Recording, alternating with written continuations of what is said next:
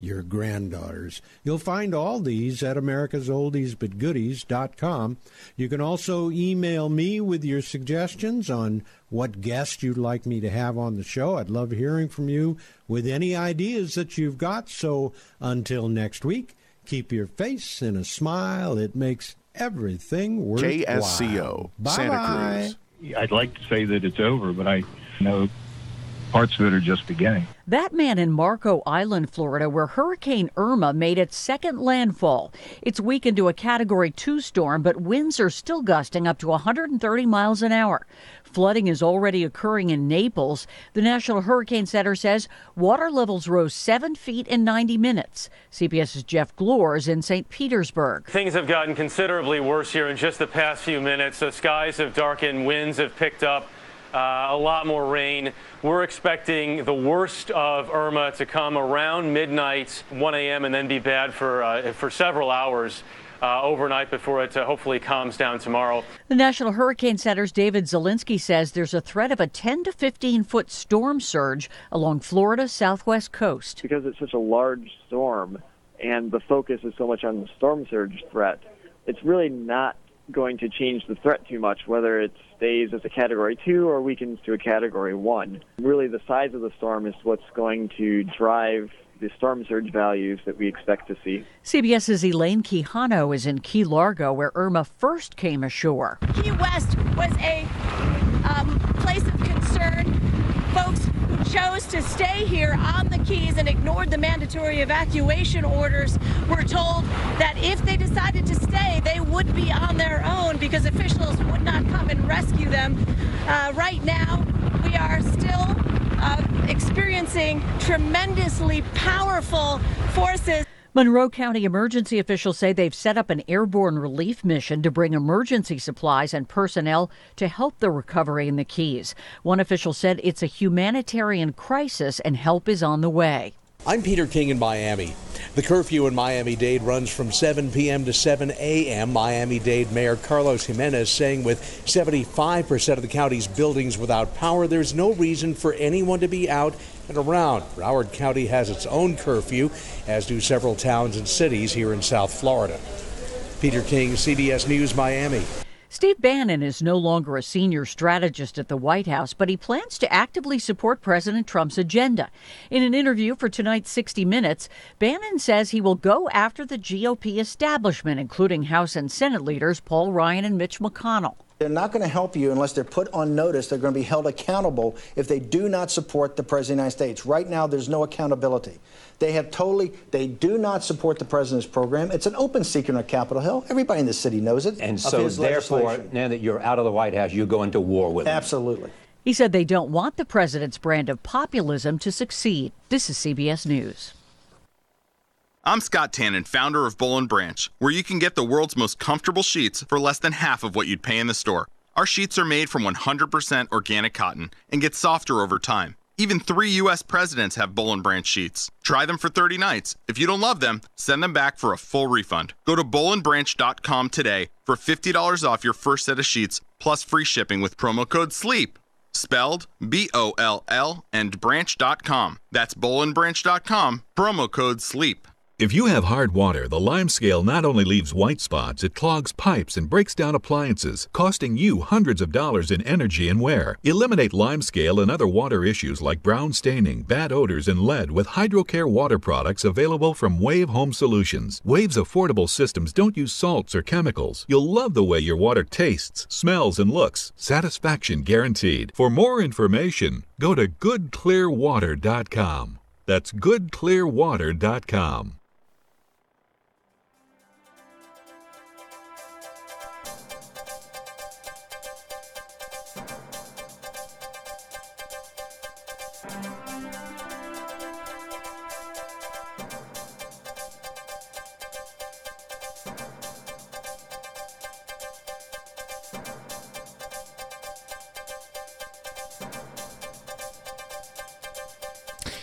Good afternoon, you're listening to AM 1080 KSCO Santa Cruz 404 on a beautiful Sunday afternoon, September 10th, 2017.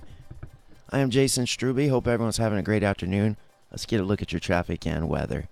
Also, a reminder, Still plenty of time to come on down. 2300 Portola Drive. At least till 7 o'clock you can get your BTT on. And your Healthy Start packs, pollen burst, and much more. Great prices, great products. Do not miss out. 17 northbound, heavy from the Summit all the way up into Los Gatos. Looks like about 5 to 10 the whole way. Highway 101, a lot of traffic northbound as well. We've got an accident at San Juan Road. Looks like a hit and run. No injuries, thankfully. You'll be a bit under the limit there. And also approaching Gilroy. And again, approaching Morgan Hill. A crash on the map southbound just past San Martin. Looks like Highway 1 in the clear, northbound to Santa Cruz right now. Southbound a bit heavy through Moss Landing from Salinas Road to the harbor. Otherwise, Monterey County is clear on the 1. 68, 183 look good. 156, 129 A-OK. Maybe a bit heavy toward Prunedale. 152 is clear. Highway 9 is clear. Weather tonight, partly cloudy, a 20% chance of rain and a thunderstorm in there as well. 61 degrees your low. Tomorrow, it'll be cooler. 73 for Santa Cruz. It's 4:06, and we are streaming live on YouTube at the KSCO Global Channel. Check it out and please subscribe. It's time for Veterans Take Charge with your hosts, Justin Baker and Dave Ramos on KSCO. Never forget. The words resonate and invoke memories both painful and good. Today, September 10th, starts National Suicide Awareness and Prevention Week, and we will not forget. Those who enact permanent solutions to temporary problems are friends, our loved ones, and we will not forget. On the eve of the 16th anniversary of attacks that influenced a generation and literally changed the world, we will not forget. We won't forget. We will remember. We will always remember. We will remember the times, the faces, and the impact of our loved ones lost. We will remember the strength, the courage, and the motivation of heroes who ran toward devastation and chaos. We will never forget, and we will always remember. I pledge allegiance to the flag of the United States of America and to the republic for which it stands, one nation, under God, indivisible, with liberty and justice for all. Welcome to the Veterans Take Charge radio show.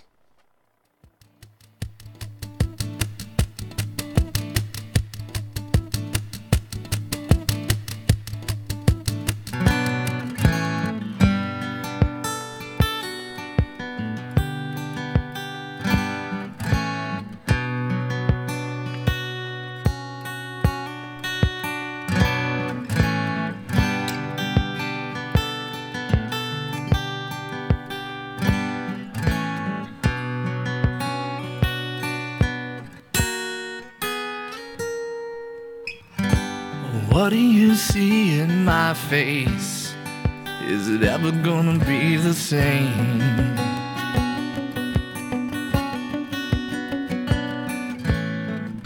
When every bit of me is filled with rage, the thoughts I can't put away.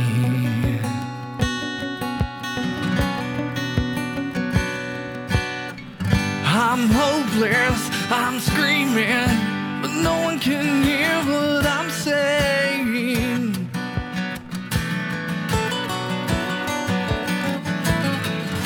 And soon I'll be bleeding. Could someone just take me away? I fought this war. You said before you had gone, I had the world in the palm of my hand,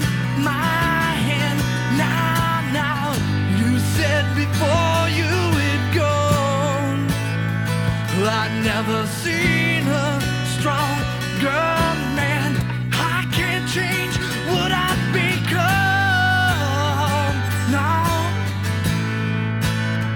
can't take the bottle from my hand, and before I am gone.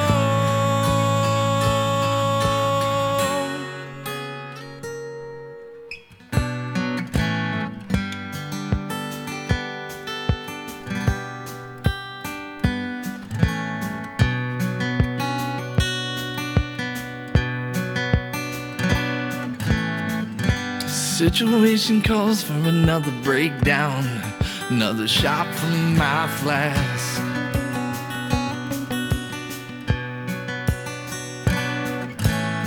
Still hear the sounds of the mortar rounds whipping over my head.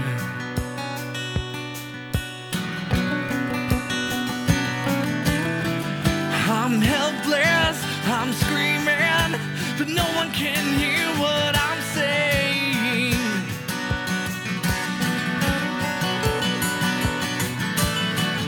And soon I'll be bleeding. Won't you just take me away? I fought this war. You said before you would go. I had the world in the palm of my hand, now. You said before you would go. I've never seen a stronger man. I can't change what I've become. No. Can't pry the bottle from my head. Now before I am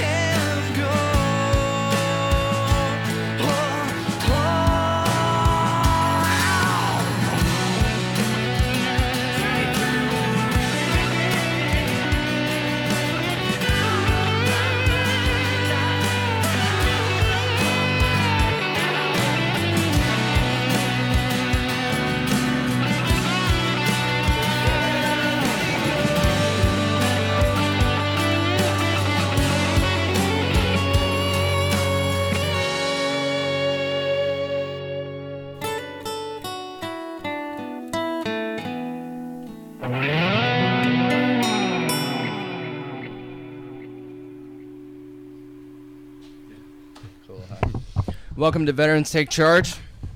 Today's broadcast is coming at you live from KSCO Studios in Santa Cruz, California. We are about 2 stories above the bomb bunker.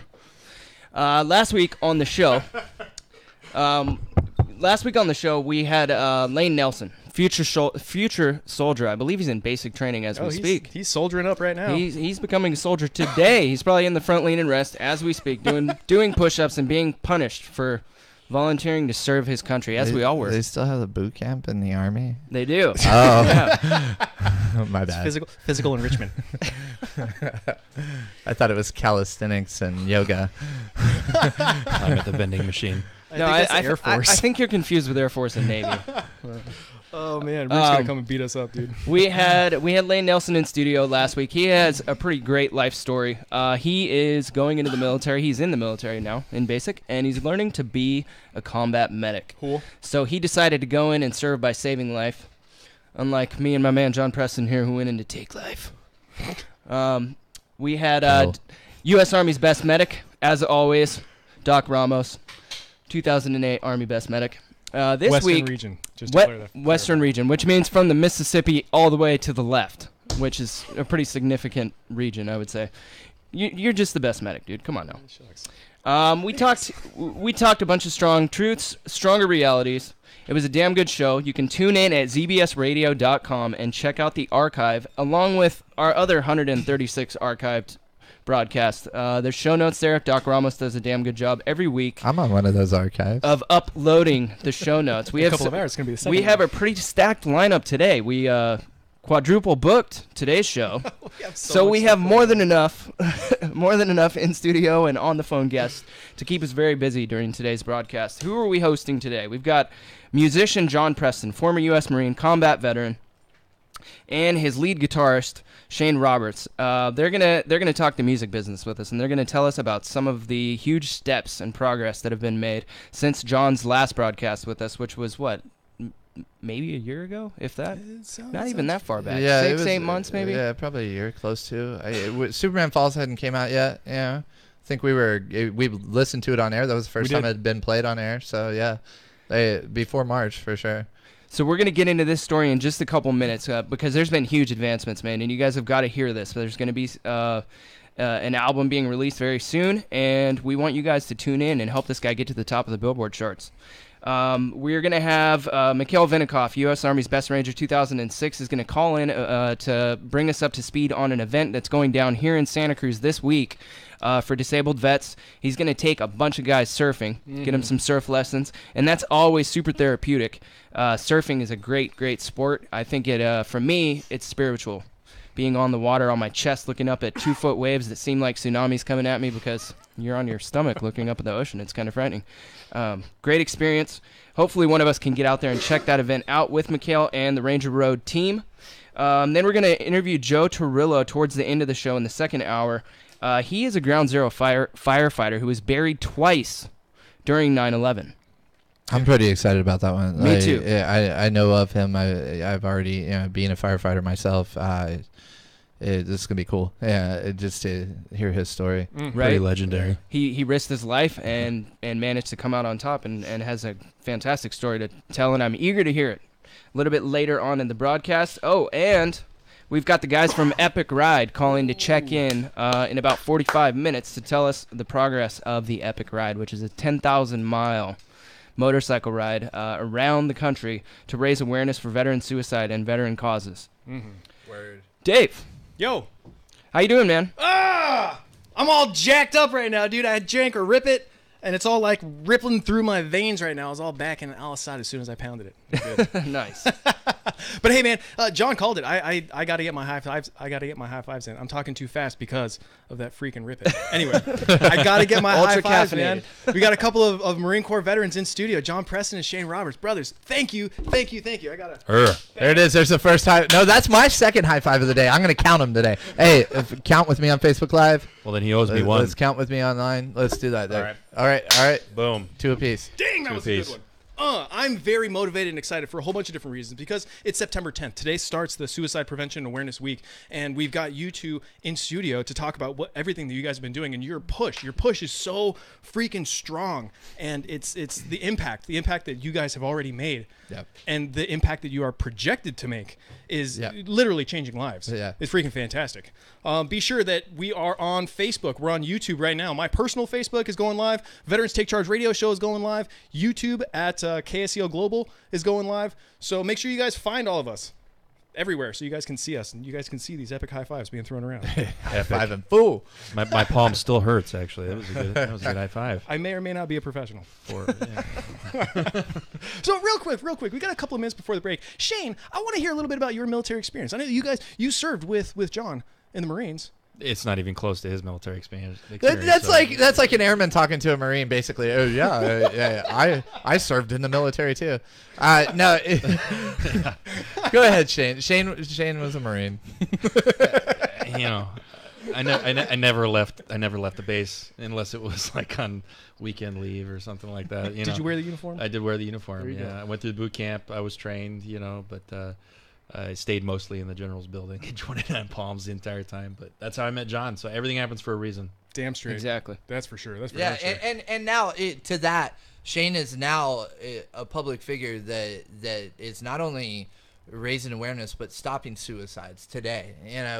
We are stopping suicides from happening with what we're doing. Yes. And Shane is one of the leaders of that movement and has been with me since 2003 when we met, and we've never we've never stopped pushing forward. So regardless of how clean his uniform was when he got out, hey, you know what? I think that happened for a reason too. Because if I would have served, who knows? I may have come home with some issues, and I wouldn't have been able to babysit Preston when he went through his things. Because I've had to pull him out of some fires in the past. So. Yo, man. Everything happens for a reason. That's right. Everything. Like the dominoes are set and whatnot. And you just mentioned something. I kind of want to get back a little bit. I was watching you guys on YouTube, watching a lot of the pictures and a lot of the interviews that have been going on. You guys are in the middle of making a music video now. Yeah. And so I saw Boone Cutler, and he was talking about what veterans do in the face of chaos, in the face of devastation and destruction. And you guys kind of laid it out perfectly. Like, we run in directly towards the chaos. We're not ones to shy back away from conflict or anything like that, because when something happens, who do you look to when all hell's breaking loose? The leaders, those that have been there, those that have worn the uniform. You know what I'm saying? Because the hero class of America, hero class, warrior class, as Boone says, the Spartan class. you looked at it, 9/11 was a perfect example. As these buildings were being flooded with people coming out, you had hundreds of firefighters running into the building with knowing that was it. You know, knowing that was it. And I wrote a song about this that I can't wait to get out at some point. That concept of this is my last day. It doesn't matter. You know, and every day you drove into work. It just like once we left and went over to combat, man, that was it. You know, we were or weren't. It didn't matter. We were doing what we were supposed to do. Yeah. Mm-hmm. You know, it's funny. It's funny you mentioned that, the way that you mentioned that, because Joe Torrillo, who's going to be on later today, you know, he wasn't even on duty that day. As a matter of fact, he jumped into somebody else's turnouts to go in and support. Yeah, you know? and we talked about this earlier. Look what happened in Houston. Yeah, exactly. We have FEMA. We have USAR teams. I had a guy from my department go to aid with USAR, but every veteran in the country found their mission when Houston was in trouble. You know, there were so many people that picked up and whatever they had, they brought with them and went to work. Grunt Style had just so many people that they couldn't even take people into the team anymore while they were down there, because of so many people that just decided, we're going in and we're going to work, and oh my God, it's a and mission. That's what it is. You know, Give me a mission. Mission. You know, and that's what we got to do with the rest of our life. You know, mission. It doesn't have to be a catastrophe to set a mission for yourself. And 3 years ago, I called him up and said, "Hey, we're gonna go be rock stars now." Yeah, okay, thank you, coach. And today, that's it. We are. Yeah, so. Because we're that good at accomplishing the mission when it's in front of us. You know, here's something kind of funny to totally jump into left field as we're going into commercial break. So I had a dream last night that General James Mattis stepped on me, on my face. Were you honored? Because he knew you were in the Army. Thank you, Mad Dog. This is the Veteran Stick Charge Radio Show. We're in studio. John Preston and Shane Roberts. We'll be right back.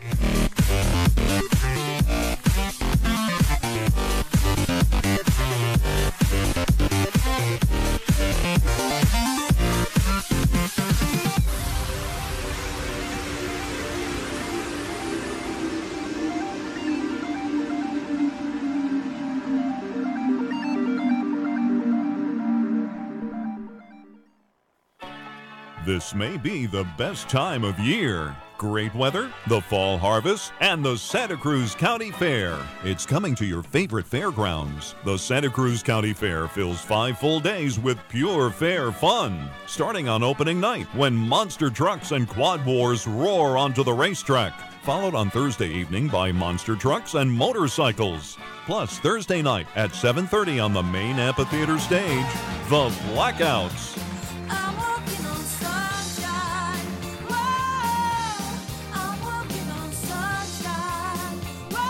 It's the biggest event of the year, the Santa Cruz County Fair, opening September 13th at the fairgrounds on Highway 152.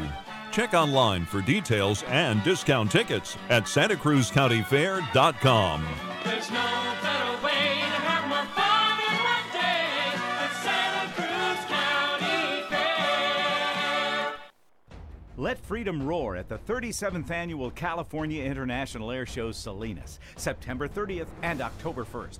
Great food and fun activities for kids. Witness great aerial acts like the F-22 Raptor. The high-flying supersonic Raptor is famous for its super cruise and super maneuverability, making it the most advanced tactical fighter in the world. Honor our freedom with the United States Air Force Heritage Flight featuring the A-10, a tribute to the brave men and women who have served our country. Share the magic of flight with the high-energy aerobatics of longtime local hero Sean D. Tucker, plus the largest gathering of P-51 Mustangs on the West Coast and more. General admission is $20 in advance and free for children 12 and under. Get tickets today online at salinasairshow.com. Always great family fun at the California International Air Show Salinas, September 30th and October 1st. Let freedom roar.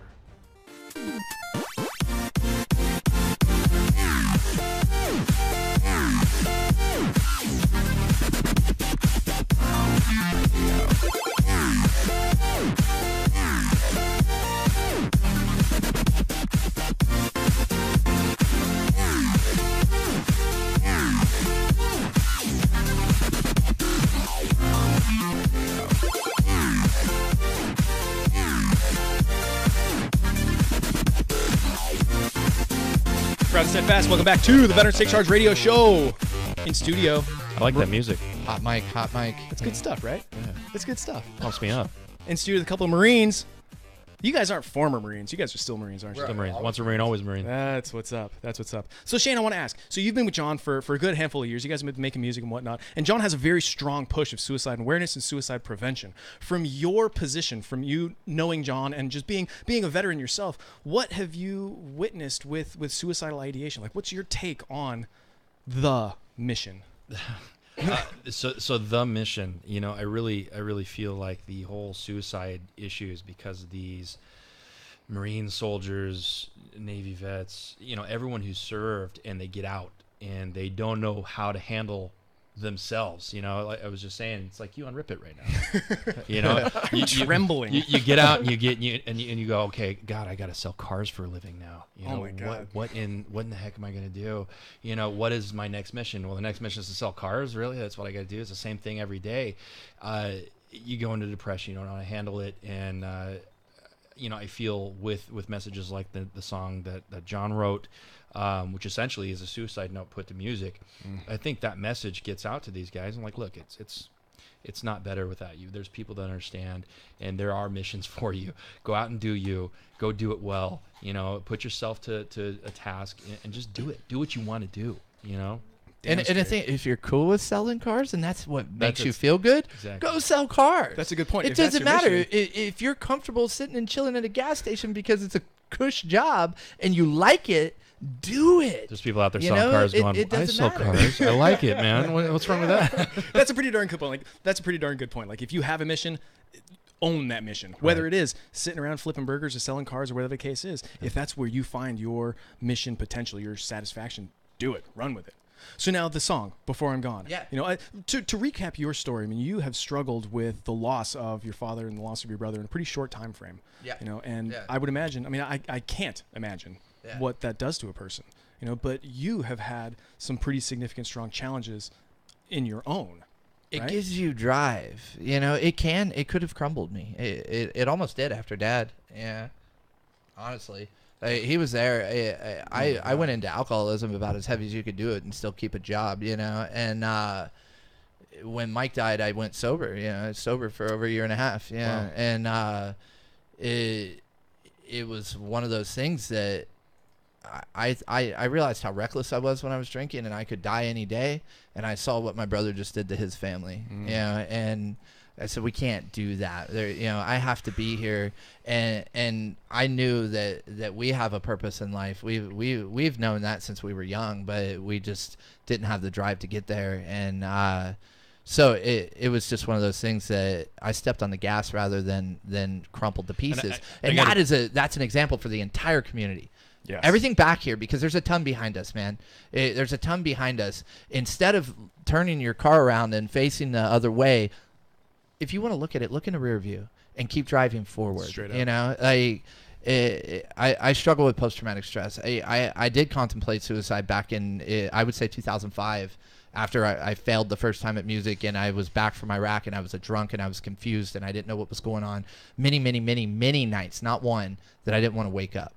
And that's when I reflected to when I wrote Before I'm Gone. I wrote Before I'm Gone in 2014.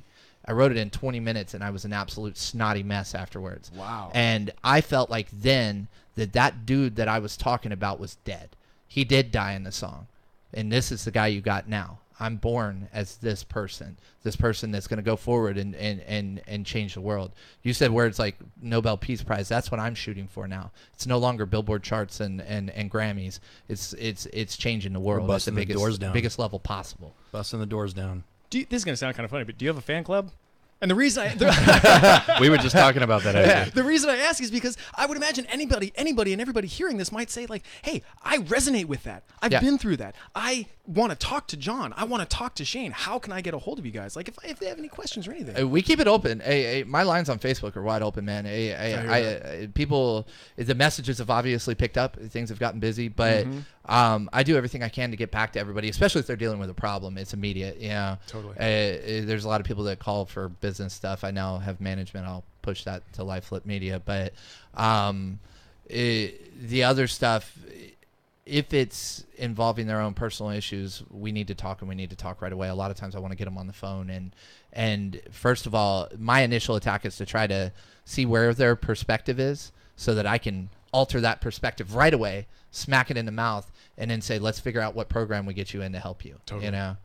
Totally. So now when it comes to suicide awareness and prevention, like, I hesitate to use those words, crisis intervention. Let's put it that way. Like, do you guys have an avenue of approach or specific people that you guys can? I do. I'm a ambassador for multiple nonprofits, and perfect sense.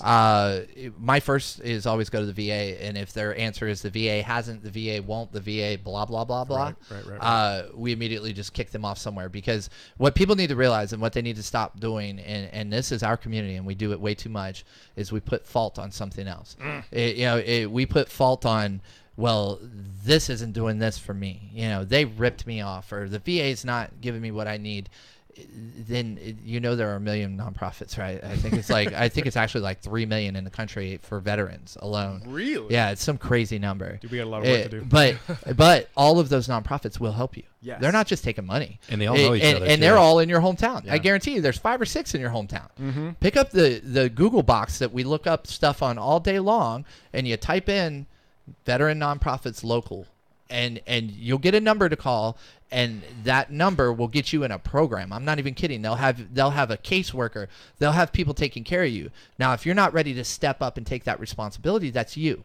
And I'll be happy to talk to you and help push you. I'll be happy to send you to my friends that will help push you. I'll be happy to keep it absolutely quiet if you don't want your family to know. But the reality is we're bigger and we're stronger when we come out, like I finally did myself in probably 2015, 2016, and said, man, I really do have a problem. Yeah, and you have to address that before you can fix anything. When John's brother killed himself, having spent years with John over, and picking up the pieces after him and tossing him around his apartment because he, drank everything in the apartment, and spending time with that. And when his brother killed himself, I was there with him, video cameraing and playing it. We had to play a show right afterwards. And so it's like, I was dreading that entire night, because knowing John and how he's been, I go, oh God, he's gonna self-destruct. I know John, he's gonna tear everything down. He's gonna drink himself to death tonight. I don't know what the hell is gonna happen. So knowing that, I am so happy that he said, he took control. He chose his mission, and he said, you know what? That drives another nail into my mission. I'm going forward, and I'm going forward with more strength than ever. And I said, good. This is something I need to be a part of forever. And it actually helps me, because I'm going to start doing other stuff in my power as well. So, really good stuff. Oh, absolutely. I mean, the mission is so in depth, and like, John, you have your mission, and Shane, you're a part of that, but like, you are a support for each other. You know what I mean? Yeah. No, dude, let me tell the story real quick. This is amazing. We went to our video shoot this weekend. The shoot was unreal, by the way. Like, awesome. people like awesome. River Rainbow and Boone Cutler and Bonnie Jill Laughlin and Jamie Kaler. These people that are huge in our community and amazing and have films, and they are what we stand for. All came just to be a part. All just to be a part of it. But it was funny. We're sitting there and we needed a box, right? We needed this box to put some stuff in for the shoot. And Dave Neese, our filmmaker that's done all of our films for the last, since 2014, he goes out to the garage and he grabs this box and he pulls it out, and it's pictures of me and him in 2004 playing. Oh, no kidding. And it was a picture of us, me standing in front of the Roxy. in front of the Roxy with my name on it. Back then when we thought we were going to be stars, so everything happens for a reason. We thought about it, and we all thought it was the greatest thing ever, because those core people that were there then are the same people that were at that shoot. And we as a group have kept each other together, have kept each other strong, have kept each other learning our own new positive thoughts, teaching each other to overthink the people that are holding us down. And it's been this core group. Like, I got chills right now talking about it. and we're not, 10 years from now when we've had 10 Grammys across our shelf, it's going to be like, whoa, dude, it's still us. It's still us. Wow. Yeah, the Rolling Stones, they never break, right? We've already gone 15 years as a band, basically. And even our camera guy is a band. He's part of the band. Nice. Because it's a family. Yeah. So in the last 48 hours, I mean, you guys have been doing a whole hell of a lot. A lot. Just a little bit. We left San Francisco at midnight on Thursday night. We got down to LA about 5:30, and we didn't want to wake Dave up. We got to his house early, so we waited about an hour listening to Slovenic radio. We're playing on a station over there, so we were trying to catch our stuff in rotation. So then we get in there, but then we leave. We go to Jamie Kaler's house. We shoot some stuff with Jamie. We do a podcast with Jamie. We go back. We start shooting all this behind-the-scenes stuff for the video and all these different, whatever. That goes till 3 a.m. Now, real quick, behind-the-scenes stuff for before I'm gone, correct? Yeah. So what is this behind-the-scenes stuff you're talking It's about? everything that's going on behind the scenes, man. Like, so interviews and interviewing Boone, interviewing River, interviewing Jamie. Everybody that's a part of it that came, they're speaking about why they're behind us.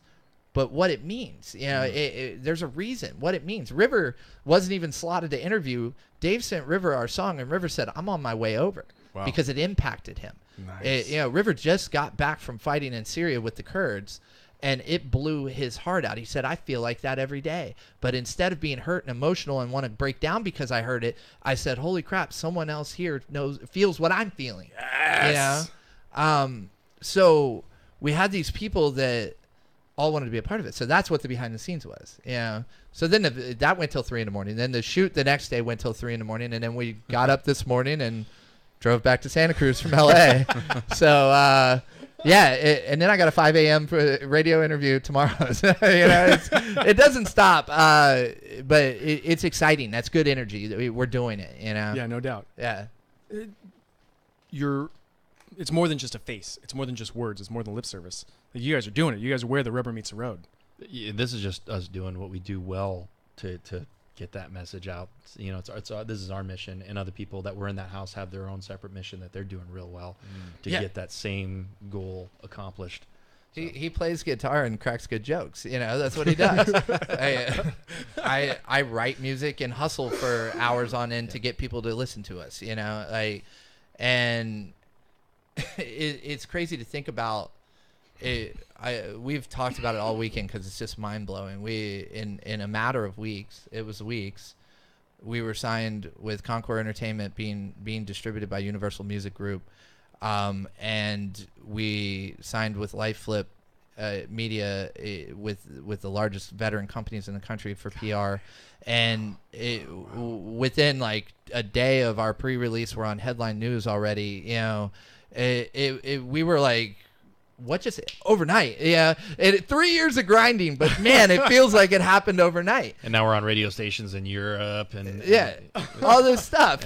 And it's a crazy deal to think about. And I like to talk about the power of the mind, right? Mm-hmm. Because we were in a place, I don't want to bash my old label, but they weren't great, and they didn't do any work for us.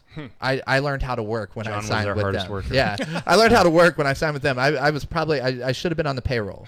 Yeah, and we grinded and we grinded and we grinded and we grinded, and you get that feeling sometimes like maybe I'm just not good. Why are they not giving me the attention that they're giving all these other artists? And so you have self-confidence issues. That's what keeps people down.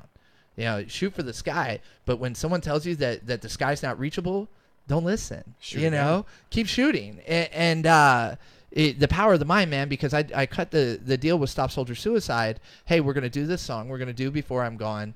We're going to run a national campaign for you guys for anti-suicide. I'm going to give you 100% of my proceeds.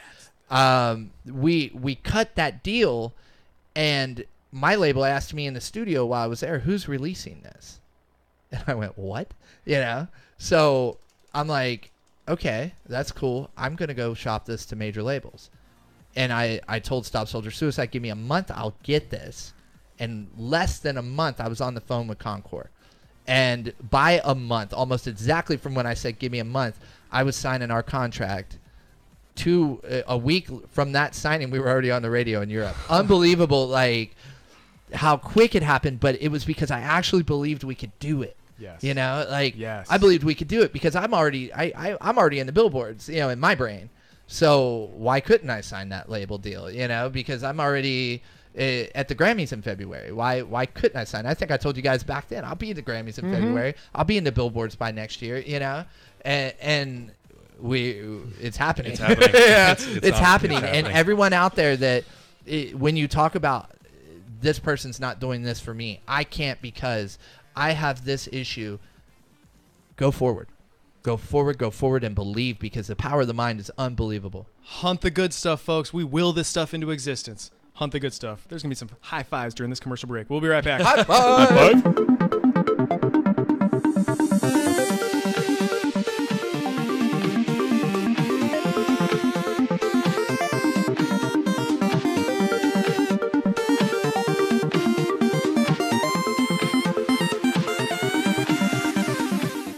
Hi, I'm Joe Ferrara, inviting you to attend our 62nd annual Santa Cruz Follies, September 13th through the 16th at the Santa Cruz Civic Auditorium. This year's title is Best of Broadway Then and Now, directed by Barry Lee.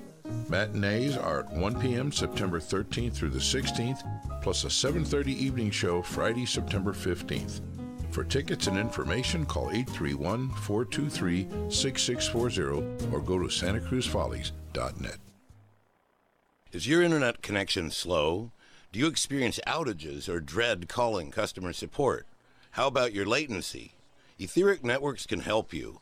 Etheric Networks is the Bay Area's locally owned alternative to DSL satellite and cable. Etheric provides fast, reliable, symmetric internet via our wholly owned network of towers covering the Bay Area from Salinas to Santa Cruz to Sausalito. We install a 2-foot dish on your building and point it to one of our towers to connect you directly to the major data centers of Silicon Valley. Etheric directly connects to Tier 1 companies like Google, Facebook, and Amazon to ensure high-quality service from your building to the world. KSCO Residential Special. Residential service up to 10 megabits per second, symmetric, that's up and down, for $85 a month and $199 installation, with guaranteed minimum speeds and uptime, unlike our competitors. Etheric Networks. Call 650-399-4200. That's 650-399-4200. Etheric.net. That's ETHERIC.net.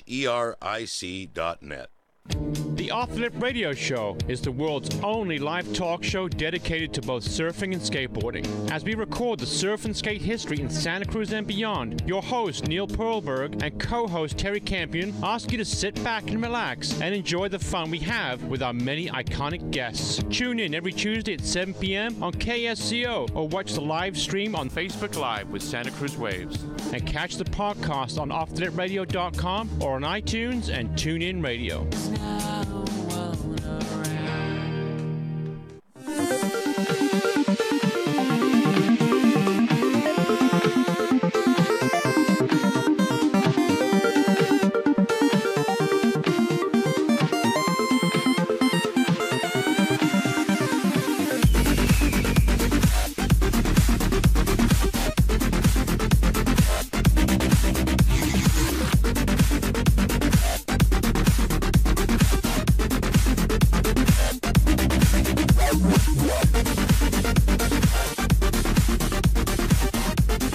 If you guys are not watching on Facebook Live, you are missing out on the dance party.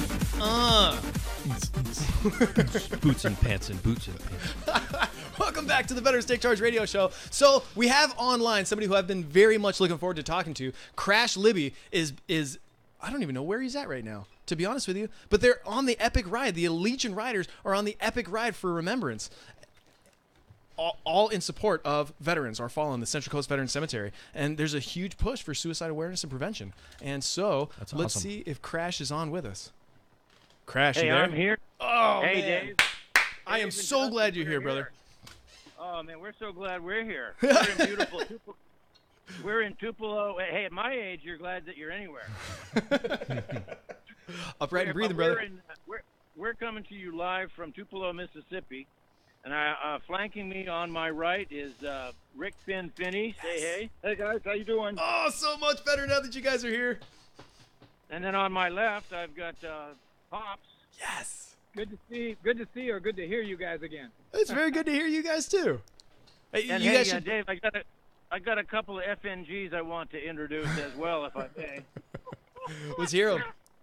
They are our indispensable road crew. They're driving the truck and pulling the trailer with all our gear, and if the unforeseen should happen and we have a breakdown, the bikes too, I mean, we'll have a place to stow that bike. So I want to introduce Craig Teacher Morgan. Hello there. How you doing? Proud Steadfast, sir. Nice to meet you. And Fred Loveland. How you doing, guys? Oh, good. Oh, good. You know, with gang of them. Yeah, right. With a crew like that, I mean, you can't do it without everybody. I don't know. I feel like I'd be the guy in the truck. You know, I'll tell you what. We are such a team on such a mission. You know, it's hard to believe we've been out a week. We in 7 days we've been on the road now. You guys have been making tracks. That it's gone so fast. 7 days we've been on the road. Count them, Ken. Well, it's got to be sore at that point. Thank you, Finn. Finn's over here fact-checking me on my arithmetic. Hey, you got to avoid fake news, right? We have met so many incredible people, veterans and non-veterans alike, who have heard our story and have risen to the occasion and reached into their hearts and reached into their wallets and made donations to help this cause. And groups that have stepped up. I got to give a big shout out if anybody's listening on the web down in New Mexico. The New Mexico American Legion Riders were there en masse when we rolled into Lupton, Arizona, awesome. Escorted us all the way through Albuquerque, and then the next day down through to Roswell, New Mexico, before we headed over to Lubbock.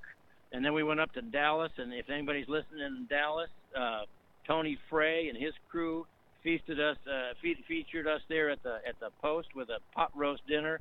Nice. And we made our presentation with the flags, and they helped out a lot.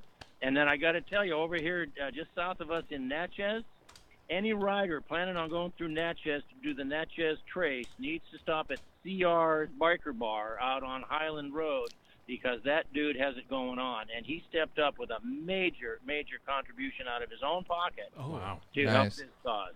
So, I mean, that's what we're finding. Oh, great stuff.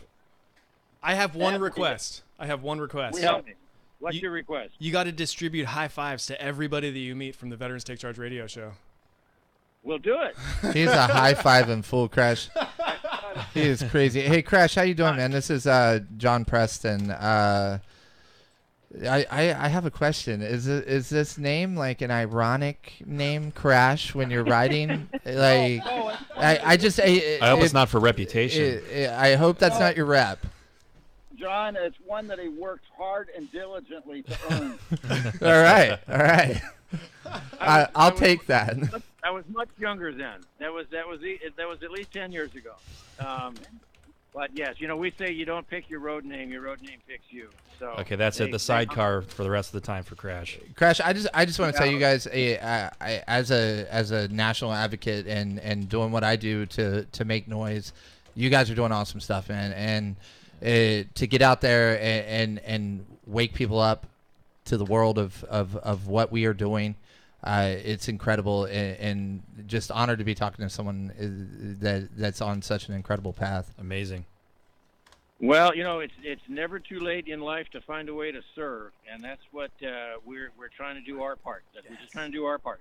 And we're just honored and humbled by the opportunity that we've been given, and we're courageously, I guess, semi-courageously shouldering the burden, and we're going to press on. Well, it's dangerous. You're riding with Crash.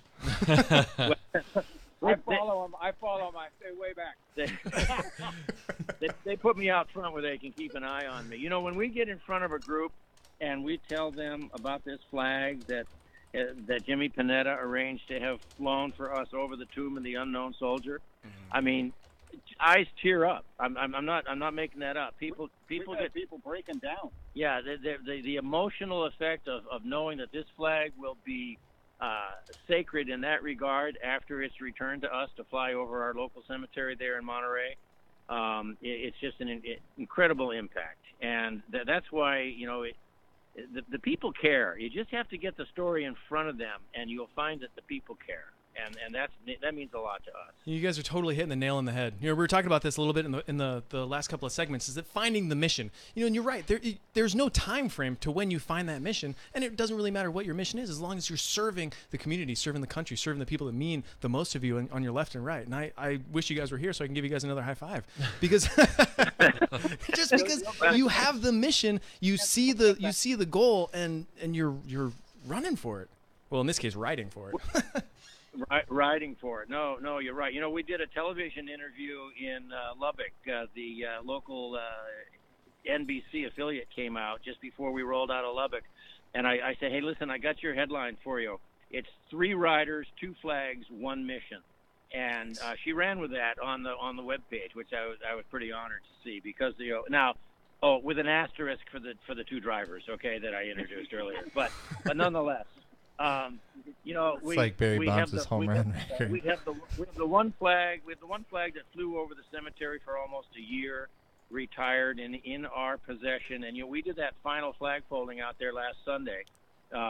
We told the crowd that what we're doing with every fold of the flag is embracing the spirit of the 600 veterans and loved ones that are already in urns there. So we're carrying their spirit with us across the country and back in that flag. You guys are doing what you love to do to get the mission done. Oh, yeah. Beautiful. That's amazing. Wow. So, Dave? Yes, sir. You're there, Dave? I am. One of the cool things that we've been thinking about with this flag that's going to be flown over the Tomb of the Unknown Soldier is that when we bring that back to the Central Coast Cemetery, that will be a direct link, as direct a link as you can get from our cemetery to the Arlington National Cemetery. I don't think it gets any more hallowed ground than the Tomb of the Unknown Soldier. You're absolutely right. What the tomb represents, what the flag represents, flying over the tomb, and being able to share that mission, to share that symbolism here at home. I mean, it's literally it's building the bridge between the coasts, between the veteran communities across the country. One of the cool things that the 3 of us kind of figured out going through the process, driving down the road, which, by the way, this Natchez Trace is an unbelievable ride, but that's an aside. But the cemetery out at Fort Ord is a 100-year, 11-project 11-phase project. Yeah.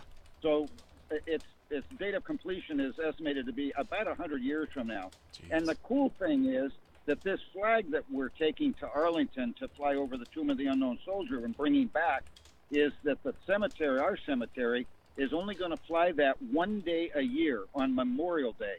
Ooh. And we figure that flying 1 day a year, that flag should last 100 years. So we think that flag will be flying when that cemetery is complete. Oh, that would be awesome. Isn't that an amazing legacy? Yes, very much so. And every time the 5 of us start talking about it, at least 4 of us start crying. Wow, leaky. You're going to hang it on me again. Dave, they're trying to get me. Bob, what's been the best part for you? Just the ride and the incredible people that we're meeting. Legion riders, American Legion members. We had PGR riders today. Everybody's just amazing the way they're treating us, and we just feel honored and humbled by the whole opportunity. That's so great. That's so wonderful. So where to next? Okay, so from here we go up. We swing just southeast of Nashville through Tennessee. Now we're kind of in a foot race with Irma. Ooh. Yeah. Oh, that's a good point. Is there any kind of like weather patterns that are wrecking your path? So far, we have been blessed. We had about a 10-minute rainstorm coming down through New Mexico, south of Albuquerque, and then it was done. And we have had nothing but sunny skies, partly cloudy. The temperatures have been shirt-sleeve riding weather. Nice. It's just been incredible. Oh, good. But the path of Irma seems to be coming up through Georgia and then bearing west into western Tennessee. And we're hoping that we get around the northern edge of that front and then get into eastern Tennessee and the Carolinas before we collide with that. And I'm looking at that day by day where we are, where Irma is, and it looks like it might be pushing some rain in front of it. We may get some rain in Tennessee and in North Carolina. We got hail in Albuquerque. But so far so good. And we're just praying to the weather gods that we'll keep getting some good riding weather. Good deal. How are those helmets treating you? Oh, we love our new Bell revolver helmets. Nice. And good. a shout out to Chris Killen for making that happen, and using those Senate communicators. Those are coming in real handy as well. The ventilation system on those things works really well when it's hot. Outstanding. Perfect. Well, I'm definitely glad that you guys are doing this and being safe and having such a big, warm reception everywhere you go. Yeah, well, like I say, you just have to tell the people the story. They just need to hear it. Every one of us, I think, has had an awakening that brings this kind of issue to the forefront. It has to be a story that resonates with people. Mm-hmm. And if you find that key and you tell that story, then people will step up. I'm convinced of that, and we've seen that over and over and over again. We come in, we walk in, who are we? We're the out-of-towners. Now they have a little pre-knowledge of it that we're going to be in town. But once we start explaining what we're doing and why we're doing it, I mean, our money is no good in those Legion halls. They're buying us drinks, they're feeding us, and their money is coming our way because that's their way of making a contribution that'll make a difference. It's hard not to be moved with the mission you've got. Oh yeah, it's incredible. Well, living in California like all of us do, we hear about Southern hospitality, but I got to tell you, from the time we hit New Mexico, I can tell you, now New Mexico isn't considered Southern, but they've got the Southern hospitality going on there. And from the time we hit New Mexico, I can tell you, and all five of us will agree on this, Southern hospitality is alive and well. Yeah, I am very glad. They're to hear even, that. I'm a Yankee by birth, and they're even treating me nice. Well, gentlemen, I want to thank you guys very much again for being able to call in and doing what you're doing and spreading the word, spreading the mission, and doing it the right way. So, well, thanks for having us on, Dave. Great job, guys. Thanks for thinking of us. Oh, always, so, always. You want to talk again? You want to talk again in a week? Yes, we do. Let's do it. By then, we will have had our stay in Washington. We can tell you how everything went with the flag transfer. I definitely want to hear about that. Yes, we do. And please document. I know that I've seen a little bit of things on Facebook, and we're trying to push it all out, but please document so that we can continue to. We'll take, each one of us is taking pictures at different times at different places, but Perfect. We'll try to get it all together and get it out there. I anticipate a damn good slideshow. All right, you guys. Thanks a lot for your support. Talk to you in a week. Looking forward to it. Be safe, gentlemen. All right, man. Bye. Bye. Those are the Legion Riders from right here in our backyard. They're That's awesome. The Legion on Riders. such a strong push, and it's awesome. It's so good. This reminds me of something. I was screwing around on Facebook and I saw a meme, and I hate to admit that I look at memes, but I look at memes. Everyone does. Way too often. Memes. Yeah. But I saw one, and it was about like Charlottesville and all of the destruction and the hate and the conflict and all the punching and badness. And it was the caption was something along the lines of "That's not my America." And then it was right underneath it was a picture of I think he was a SWAT team member who was carrying a mother and her child out of floodwater. And the caption was, "This is my America."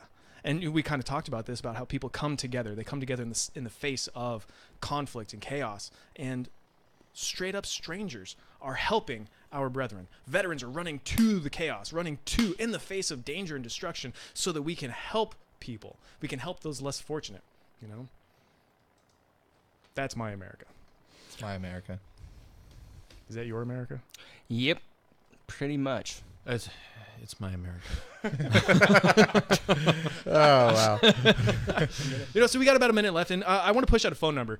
Everybody has got their support structure. Everybody's got their battle buddies they can lean on and whatnot. But in the event that you don't have your battle buddy, or in the event that you feel so isolated that you can't reach out to your friends and family and your loved ones, I want to push this number out. It's 1-800-273-8255. That's National Suicide Hotline. 1-800 Oh, my God. 1-800-273-8255. And if you are feeling down and out and you're feeling like you can't reach out to somebody, please make that phone call, because making a permanent solution to a temporary problem it leaves a wake of You'll never be judged, and you all we want to do is talk to you. Yeah. Send me a message. Yep. Hit John Preston up. We'll talk. I live it every day. Yeah, I live it. I wake up every morning and say, why is my brother not here? Yeah, send me a message. It's not better without you. It's not, period. No questions. This is the Veterans Take Charge radio show. I've had too much. Rip it. Stay around. Stick around.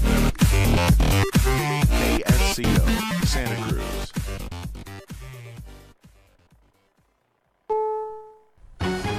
CBS News, I'm Pam Coulter.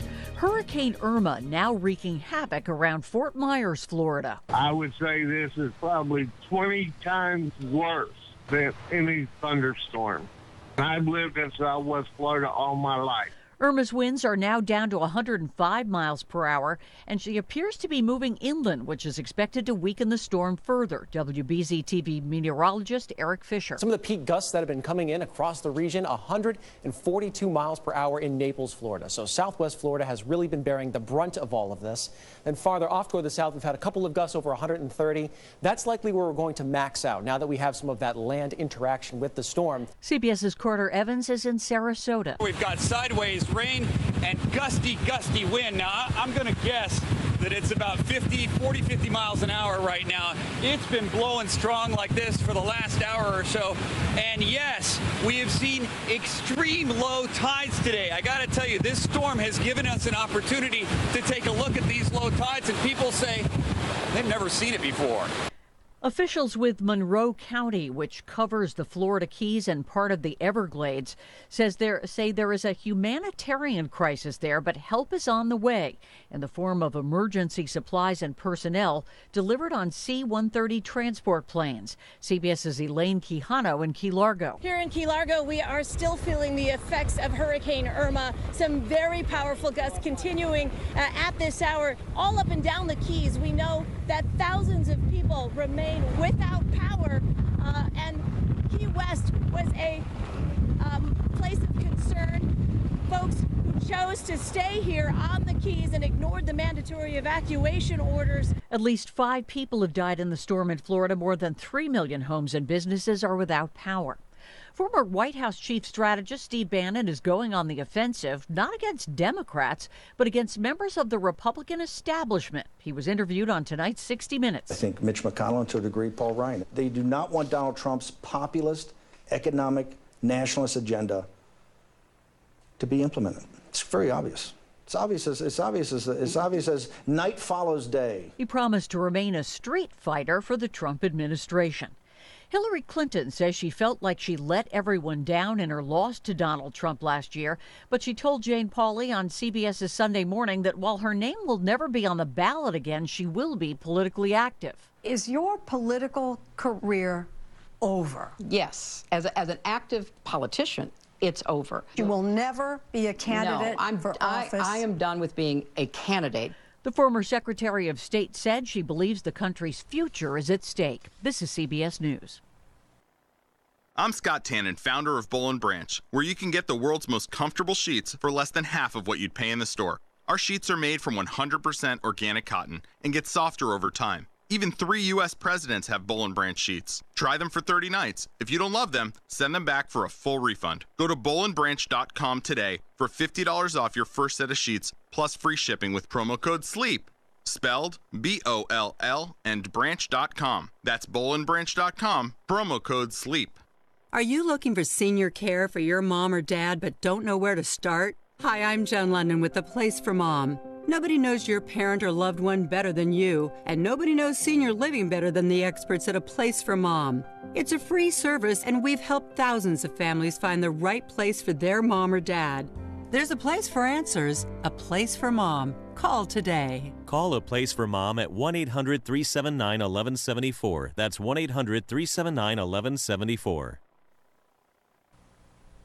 Smartphones are proving to be dangerous. A recent analysis of insurance claims shows 17,000 people were injured after walking into a wall, 400 hit a lamppost, and 25,000 were hurt running into furniture. Texting is thought to be the main culprit. Dr. Alan Hillebrand with the American Academy of Orthopedic Surgeons says most of those seriously injured were not millennials. There are actually more orthopedic injuries in the women over 55 group, perhaps just because the body's aging, or perhaps not as adept at multitasking. Most phone users won't admit not paying attention to their surroundings. Stephen Kaufman, CBS News.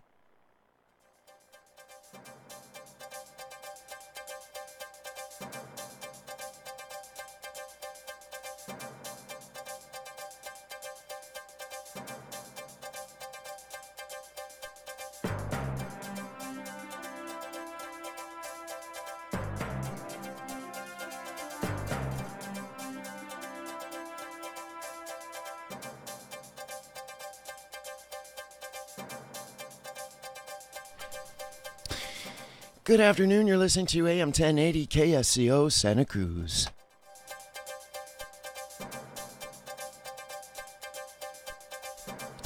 .505 on a beautiful Sunday afternoon. Let's get a quick look at the traffic. Highway 17, heavy stuff, northbound from the Summit to all the way to Los Gatos, 5 miles an hour. Not good. 17 southbound is clear. Highway 9 looks good. Highway 1 has cleared up through Aptos into Santa Cruz. Southbound a bit heavy at Moss Landing. Otherwise, Monterey County in the clear on the 168 clear. 101. Couple of crashes. One just north of just north of Crazy Horse Canyon. And some traffic there northbound to Morgan Hill. 85 is clear. We'll have a low near 61 tonight. Tomorrow's high 73 degrees in Santa Cruz. Still a couple of hours if you want to get in on the end of the Sunday special longevity sale here at 2300 Portola Drive, Beyond Tangy Tangerine, and other fantastic products. It's 5:06, time for hour 2 of the Veterans Take Charge radio show with Justin Baker and Dave Ramos on KSCO. Wait a minute!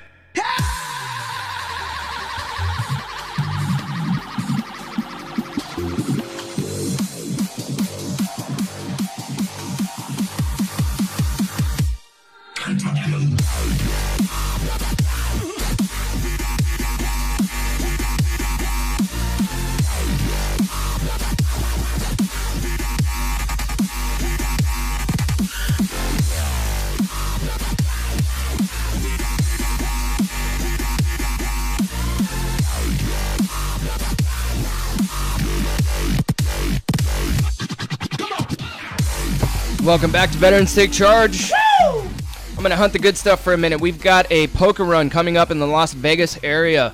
The Desert Thunder Las Vegas Poker Run. Check it out on Facebook, CVMA41-1, Las Vegas, and Desert Thunder Poker Run. Check that out. Friend their page, like their page. There's cash prizes being given out. It's $20 per person, includes poker game. You get to join the tournament.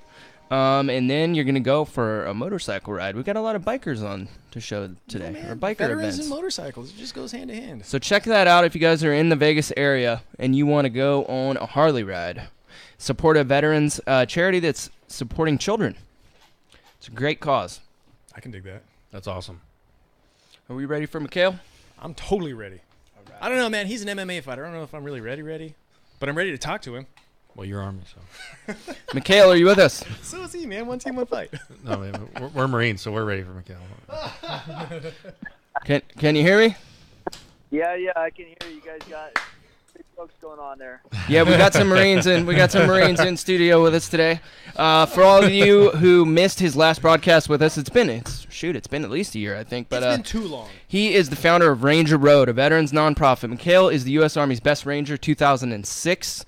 Which is a pretty significant accomplishment. It's arguably the hardest athletic event on the planet because it's like 3 straight days with no breaks, 24/7.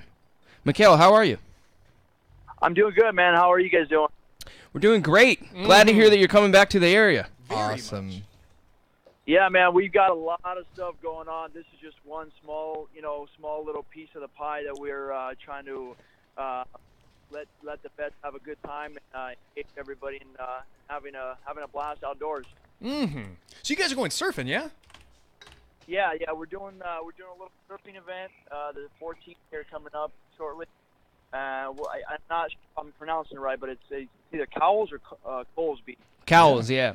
That's actually, I don't know if you know this, but that's one of the best beaches in the country to learn how to surf. Probably why he's going there. On a good day, those waves, you can literally get a 3-minute ride out of one wave out there. Sick. Sounds good. We got disabled guys coming out, so it might be a little tough for them, but they're up for the challenge.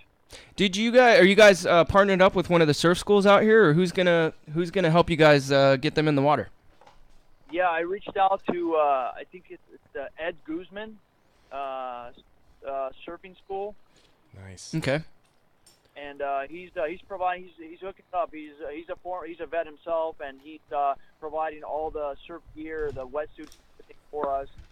So we'll be out there, learning and Isn't it amazing how our community makes things happen? Like doing what you love to do to accomplish a mission. I've had so many, people reach out and say, "Hey, I'm going to help push you forward." Over and over again, every time we need something, it's always a veteran, Crazy concept.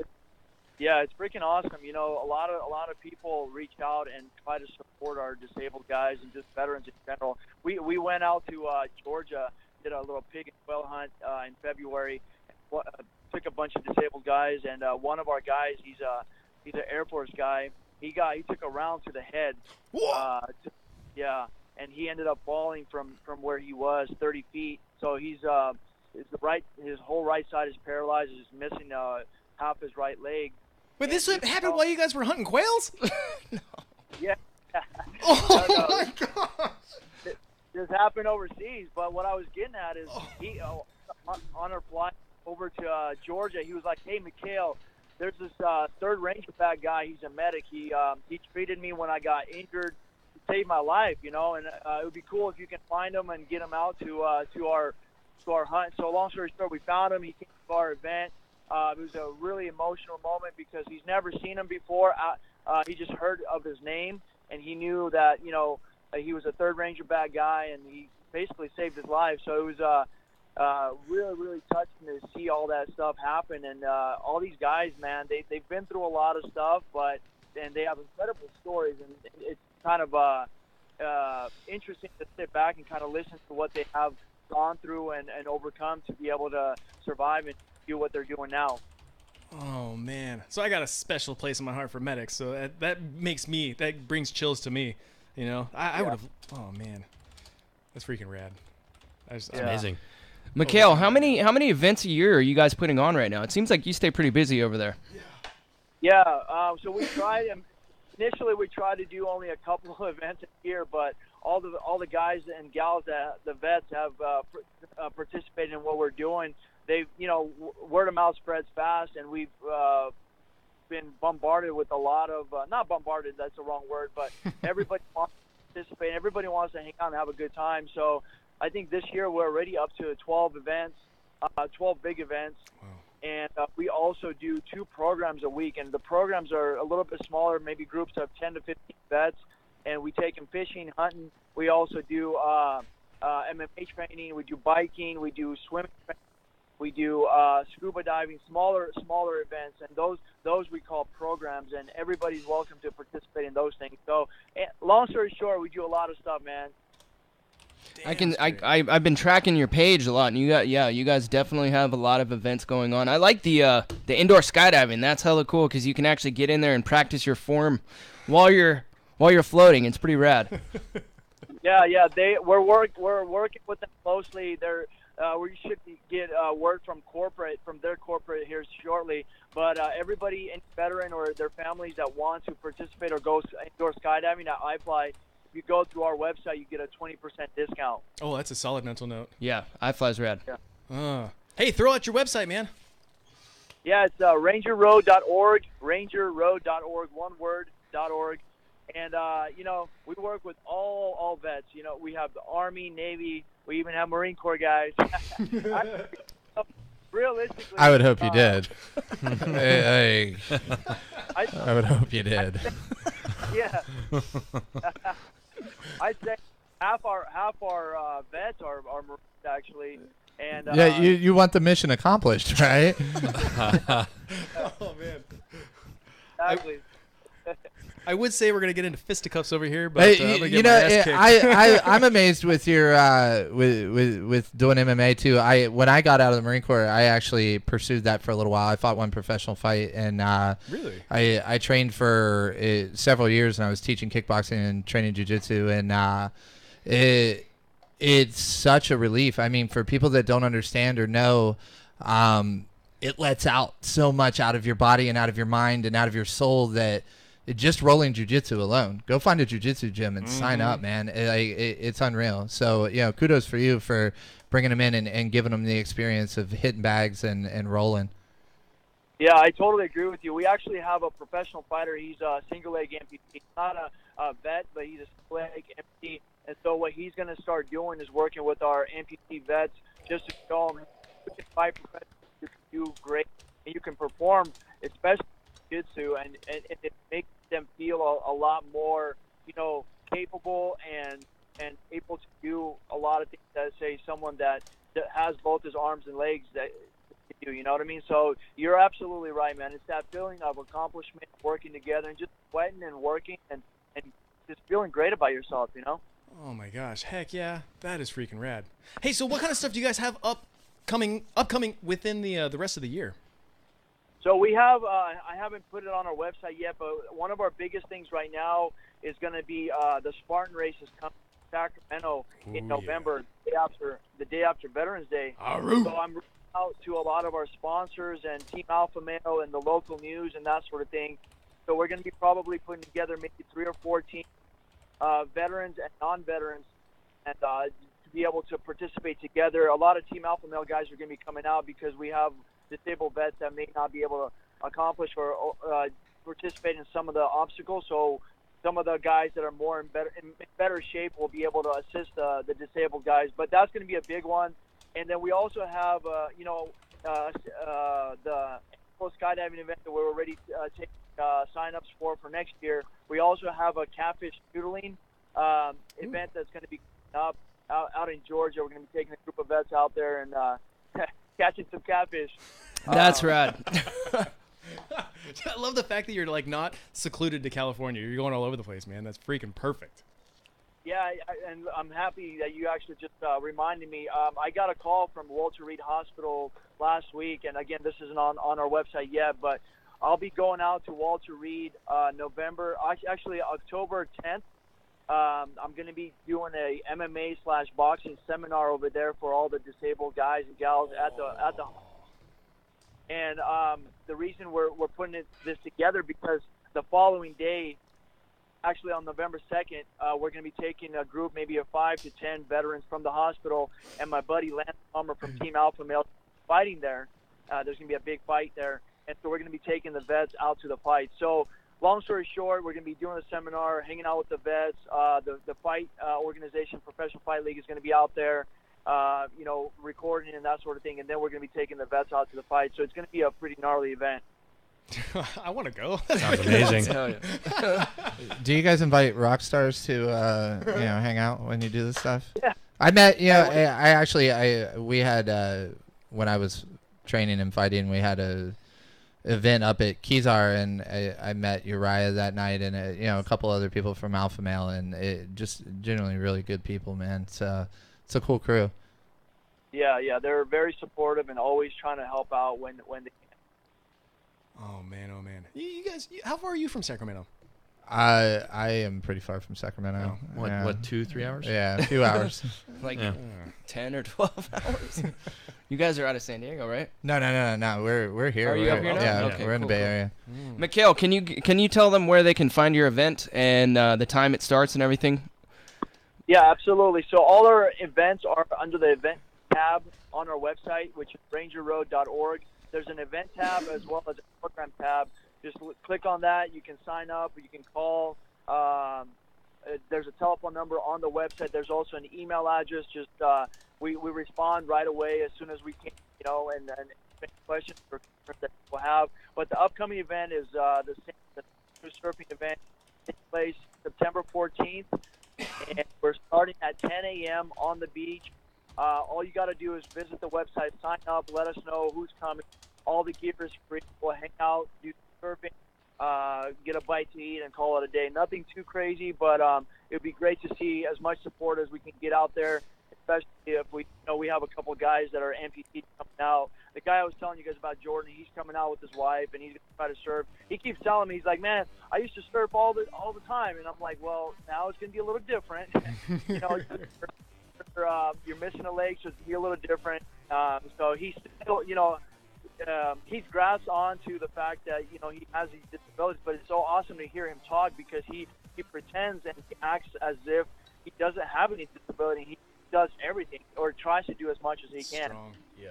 That's powerful. Mikhail, thank you so much for being on with us today. I'm planning on getting out to your event this week. I'll hopefully see you out there. So thanks for being with us. Rangers lead the way. Keep getting it. Awesome. Guys, I appreciate you guys, what all you guys are doing. Roger out. This is Veterans Take Charge Radio Show. We're going to take a short commercial break, and you're going to get to hear from our sponsors whether you want to or not.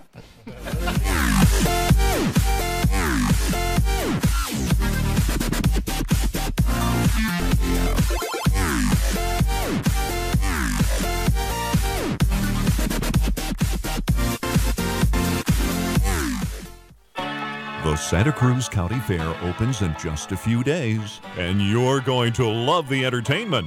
Wednesday night on the racetrack, it's monster trucks and quad wars, plus no respect on the amphitheater stage. Thursday night, monster trucks and motorcycles return to the racetrack, while the main stage hosts the Blackouts. I'm walking on sunshine. Whoa. The same main stage features James Wesley on Friday. And Saturday night, local favorites, Extra Large.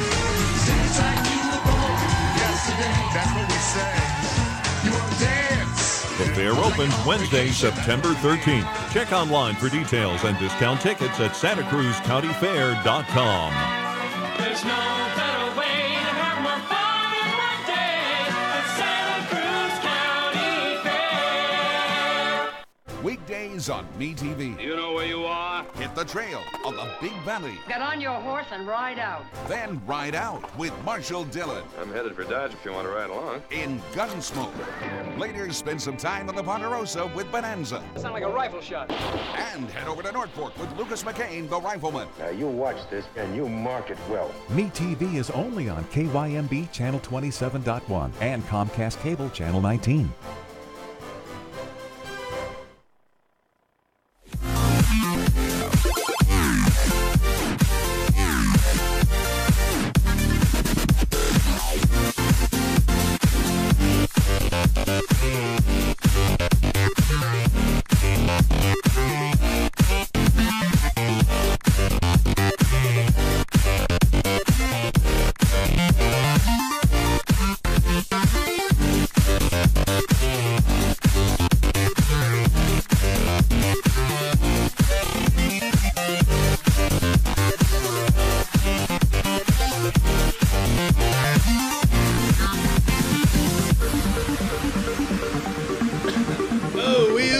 Steadfast. Welcome back to the Veterans Take Charge Radio Show. Once again, we're in studio with Marine Corps veterans Shane Roberts, John Preston. Gentlemen, thank you very much for being here. Thank you for doing what you do. Thank you for playing music, for making music, for living the mission that you are living. It's. I'm getting chills thinking about it, to be honest with you. Thanks for having us. It sounds like you guys potentially are about to be the biggest voice for the cause right now. We are, and a lot of people understand that and are getting behind it. Like, all the companies we've been working with, everybody that's moving forward knows now, hey, we found our voice, you know, and even Universal Music and Concord Entertainment, they said we got our Springsteen, you know, so we know we're about to be incredibly loud. We're prepared for it. We've had quite a bit of time to prepare, and we've stayed on mission. And, you know, what happens a lot of times, people fall into these major labels, and they do what they're told, and they do what they're told, and they do what they're told. Complacency and lackadaisical. Our mission is incredible. Our mission is driven, and they recognize that. We got there on our mission. We didn't get there because we were talented. We didn't get there because of anything else. We got there because we haven't put it down. We just driven. I think one of the things that makes you guys so premier and so perfect about this is, like, you're not motivated by chart topping. You're not motivated Well, by I the am. dollars. I'll be honest. It's part of it. It's part of the mission to get but there. Yeah. For me, and I just now said I want to make a ton of money off of this, and let me explain before you go, oh my god, because I've been doing this basically part time or a second full time job, you know, and we've reached what we've reached. We've saved lives, a lot of lives. That's the point that I was going to make. And you give me the financial situation to comfortably walk away from my work and do this for a living. There is no shelf on where we go. And we have an opportunity to take the voice of the veteran community. And I want people, you know, before I'm gone, yeah, it's about suicide. Yeah, it's my own suicide note, whatever. You know, forget about that. Look at me. And I'm going to look at the people hiring at Home Depot, right? And they get a Marine sergeant that applies for them, and their stigma is what Hollywood has showed them. So now Hollywood, the top of the Billboard charts has John Preston on it. You know, a Marine sergeant. And this is what he's doing for the world. This is what he's doing for his community. And that manager at Home Depot that's hiring that kid that just got out of the Marine Corps, guess what? That kid's got a job, man. And we're doing it. And we're setting that example. And we're walking a line, man. I'm walking a line of sobriety. We're keeping our life clean. We're keeping our life straight. And we're focused on mission. You know, mission, period. And nothing else. So the mission is the focus. The mission is the drive. And I think that was kind of what I was alluding to, is like it's not motivated solely. I guess that's the way to put it. It's not motivated solely by one thing or the other. It's and I hesitate to say it's about life and death, because it's about life and life. Life and that life. Take charge attitude, that seeing the potential and fulfilling that potential, seeing the standard and exceeding the standard. You know what I mean? Yeah. That's what I see. That's what I love about it. You know? Exactly. And set your goals the highest you can set them, because I'm going to reach the world. I told you, I put it down on Facebook a week after my brother's death on my birthday. I said the entire world will know. You know, the whole world will know. And they will. You know, they do. The world. They're already in Europe right now listening to Before I'm Gone. Oh, man. Yeah, they haven't even heard the story 15 yet. countries, radio stations all over the place, in high rotation, once an hour, our song is playing. You know, and it's going to happen here too. You're going to be driving down the street and you're going to hear us on K-Rock. You're going to hear us wherever, you know, and it's coming. And the entire world will know who we are as a veteran community. We are the hardest working, hardest pushing fighters and heroes of this country. And I'm going to stand up, and I will be the voice. I'm getting a high five. I got one. Yes. We will be an example for everyone else to say, man, I want that too. And it doesn't have to be a rock star. It doesn't have to be that. It's what your life's purpose is and what feels good, you know? So that's it. Take charge now, folks. Hunt the good stuff and take charge now. Yo, I want to know when and where I can find your music. Okay, so here's the thing. We're going to billboard.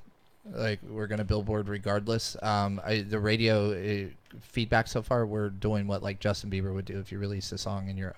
Like, that's what it's doing. So we'll be in the billboards on October 17th when it releases. How high do you want us to be as a veteran community? That's the question. How high do you want us to be? So if you go on iTunes right now and you pre-order Before I'm Gone, the single, it's a nice little pretty black album cover with smoke on it. It just says John Preston Before I'm Gone.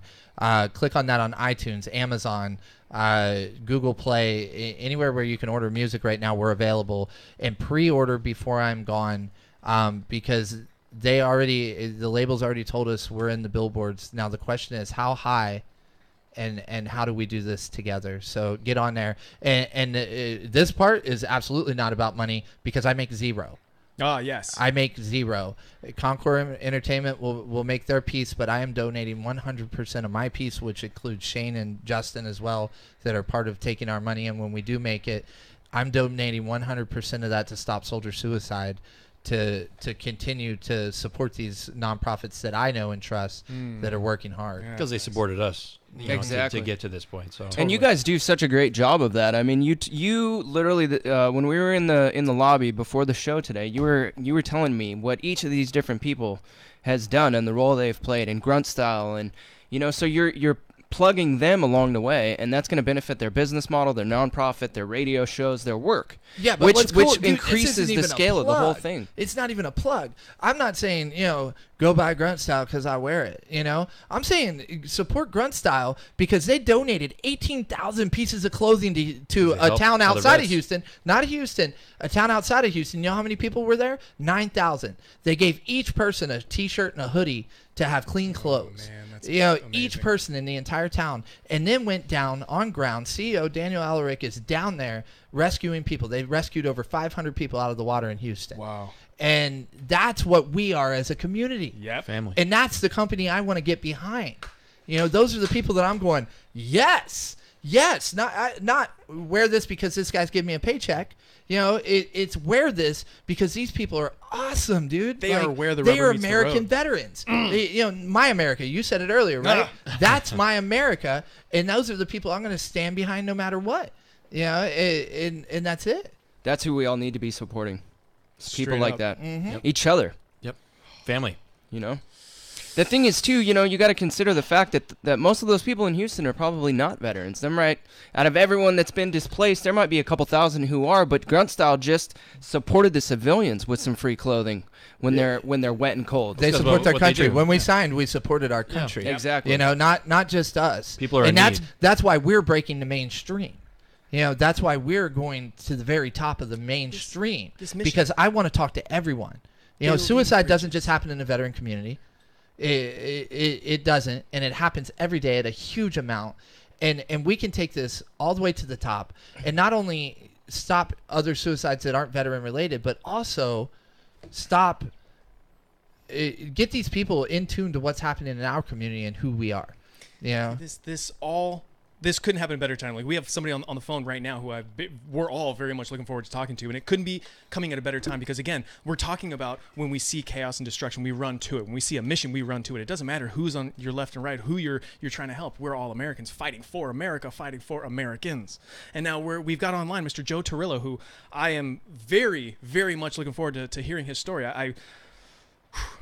There's so many things that I want to say to prep up for him, but let's just bring him on. Mr. Torillo, can you hear us? Yeah, I can hear you very well. Oh, thank you so much. Thank you very much for being here. I'm honored to have this conversation with you. Thank you for coming on to the Veterans Take Charge radio show. How are you today, sir? Yeah, I'm a little tired. I've been on a whirlwind tour, all the dates that's around September 11th every year. I try to appease as many groups as I can and, to try and personalize their 9/11 ceremony. So I was in California 2 days ago. Yesterday morning I spoke in Dallas. Last night I spoke in Atlanta. Tomorrow I'm supposed to be in Orlando, but they just canceled that. I think because of the weather patterns. Obviously, yeah. The weather really.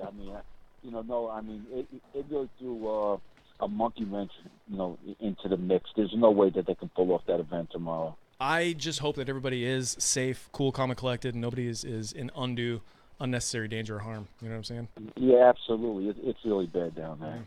Well, sir, we got a little bit less than a half hour, and I would love to, hopefully Struby's listening, I would love to just do away with the upcoming commercial break. On September 11th, 2001, you were on your way to a press release to go and unveil and talk about Billy Blaze, a toy.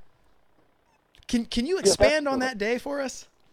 Yeah, you know what? The story that I'm about to tell you, it's a story that I've told probably a million times, especially as a tour guide at Ground Zero. But anybody that hears the story, they think that this should be a story that should be made into a movie, right? Like a Hollywood blockbuster or something. It should be. It's just an interesting and ironic story. What happened was about 3 years before 9/11, I was hurt very serious in a fire.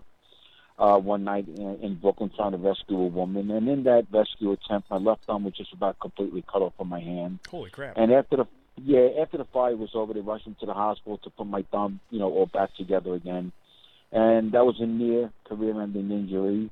And I was devastated because I had just been promoted to lieutenant, and I was going to start climbing the ladder, no pun intended. I wanted to be a captain and possibly a chief. But this injury was going to test my ability of whether I can be an active firefighter again. And I convinced the doctors that I would do anything they wanted me to, whether I needed further surgeries, physical therapy, or what have you, to convince I can come back again and be an active fireman. Yeah, and they said, okay, no problem. They said, but you're going to be out of work for about a year, and you're not going to sit at home. You have to come to headquarters and take a desk job.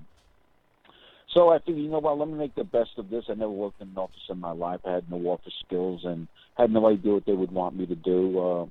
I was kind of a little fearful that they might want me to answer telephones in headquarters, and I'm thinking, I mean, really, you know, if you called headquarters and I answered, what would you think, honestly? Tony Soprano's house. Right? But in any event, forget about it. Yeah, right. So they said to me, you know, we need some people working in our office of fire safety education. I didn't even know we had an office of fire safety education, and I certainly didn't know who they were or what they did. But in essence, it was a group of firefighters like me who were recuperating from various injuries and illnesses. And because we couldn't work as active firemen in a firehouse, in this new office of fire safety education, they used to send us out Monday to Friday to talk to all the kids in one of the 2,000 schools in New York City about both preventing and surviving a fire. Well, the problem is that, you know, I'm not a teacher by trade. Besides a fireman, I'm a carpenter, plumber, electrician. So I'm a hands-on guy. There you go. I didn't have any college credits in education. I wasn't a public speaker. So I really didn't think that I would be a fit in this office. But in any event, you know, after hanging around the office for a couple of months and helping them, you know, do some paperwork and payroll and scheduling and trying to learn how to turn a computer on, they finally sent me out into a classroom. And, you know, I went out there, you know, with a lot of, you know, anxious anticipation, not knowing what I would do or what I would say in front of a group of kids for almost 45 minutes. But, you know, the moral of the story is that life takes us down a lot of roads, you know, roads that we didn't know were waiting for us and roads that change our lives in so many different ways. Yeah, I and hear that. from that experience, you know, I kind of really fell in love with teaching. I didn't know that I had a hidden talent for speaking and instructing people. And I got so good at this education unit that they eventually named me the director of the whole program. And again, it was a life-changing event. You know, it all came out because of a prior accident that I had, you know, trying to rescue a woman one night. And as the new director of the fire department's public education program, I wanted to make it the flagship program, you know, of all fire departments in the country because, you know, everybody looks towards the New York City Fire Department, you know, for guidance and assistance anytime they're trying to enhance their department. And at the time, when I had first got into that unit, there really wasn't much to talk about. So I built up this unit, like, really to a point where it was respectable. And then I decided that if we were really going to be as serious as we said, in terms of educating the public in preventing and surviving a fire, that we should have a learning center where kids can go on a school trip. And Mayor Giuliani loved the idea, and they came up with a $3 million budget for me to co-create the first state-of-the-art fire safety learning center in New York City. And I worked on that project for 2 years called the Fire Zone. It's in the heart of Rockefeller Center in Midtown Manhattan. And in October 2000, we opened up this new learning center, you know, for children to go there and learn how to prevent and survive a fire. And about a month and a half later, in the end of November of 2000, we got a call that would be nominated for the THEA Award at the Emmys, and we won that award for the first state-of-the-art fire safety learning center. So again, I don't know where somebody like me, you know, would come off and win such a prestigious award. But about 3 months later, 2 or 3 months later, I did like mid-January 2001, the phone rang one morning when I was in headquarters having a cup of coffee and a bagel. It was a company called Fisher Price Toys. I thought they had the wrong phone number. I said, you know, this is fire department headquarters. This is Reno. And I'm saying to myself, well, they must have opened up an office in Manhattan. They want me to go there and host fire drills or something. They said, no, it has nothing to do with that. They said, we want to run something by you might be interested in. I said, oh, okay, what's that? They said, do you have some time to talk? I said, well, it's 9 o'clock in the morning. I work till 6 o'clock tonight. Can you talk for 9 hours? Shoot, what do you got? They said, are you familiar with Fisher Price Corporation? I said, well, I think it's a household name in our country. They said, no, well, more importantly, we have a whole line of action figures called Rescue Heroes. Are you aware of them? I said, honestly, no. They said, well, let's tell you about it. They said, we have a whole line of little action figures called Rescue Heroes that kids love. We have a little police officer called Jake Justice, an ambulance attendant called Perry Medic, a lifeguard called Sandy Beach, a mountain climber called Rocky Canyon, a construction worker called Jack Hammer, a female firefighter called Wendy Waters. And now they want the New York City firefighters to be, in addition to their rescue heroes, they want to call him Billy Blazes. He would be a likeness of a New York City firefighter. And if I helped him design it, I was going to get $1 for every one sold around the world. And that money wasn't going to go in my pocket. It would go into my education program. And I typically use that kind of funding to buy smoke detectors and give them out free to people who'd be willing to listen to me for an hour on how to prevent and survive a fire. That's freaking well, awesome. I sat down with the Fisher-Price executives at a meeting in my office and headquarters in January with the artist illustrators and toy designers. As I was talking about what a firefighter looks like with his firefighting clothing called bunker gear, they had the easels with art pads and crayons and markers, and as I'm talking, they're drawing and sketching. And at the end of the day, they have this new action figure, Billy Blazes, a New York City firefighter, fully sketched out. Nice. Well, they took the artwork and they went back to their factory, and it took 6 months to go from artwork to the first mold and prototype, which was now July of 2001. They called us up. They were excited. They wanted us to look it over. They wanted us to critique it, to see if anything needed to be tweaked or changed. And we looked it over, and we thought there were certain things that they should, kind of change and tweak just a little bit. So one of the executives of Fisher-Price said to me, Joe, what's signature about a New York City firefighter? Not that we're really any different than any other fireman. I said, there are a lot of things. I said, I can tell you, but I said, we have big mustaches and we smoke cigars. So she says, well, we're not going to put a cigar in Billy Blazes' hand. She says, but you know what? She took out a black Sharpie. She said, Joe, he needs to look more like you, and she drew a big mustache on him like me. And they took Billy Blazes back to the factory and remolded him with the big mustache. And that was about a 3-week process. And now it's the end of July of 2001. They called me up. They said, hey, we remolded him with the changes you requested. We want you to look it over one more time. And we did. And we agreed that Billy Blazes can go into mass production. They were really excited. I was acting excited. I really didn't think that this was such a big deal. But we were going to get $1 for everyone sold around the world. And that money would support my education program. So, nice. That was all my incentive.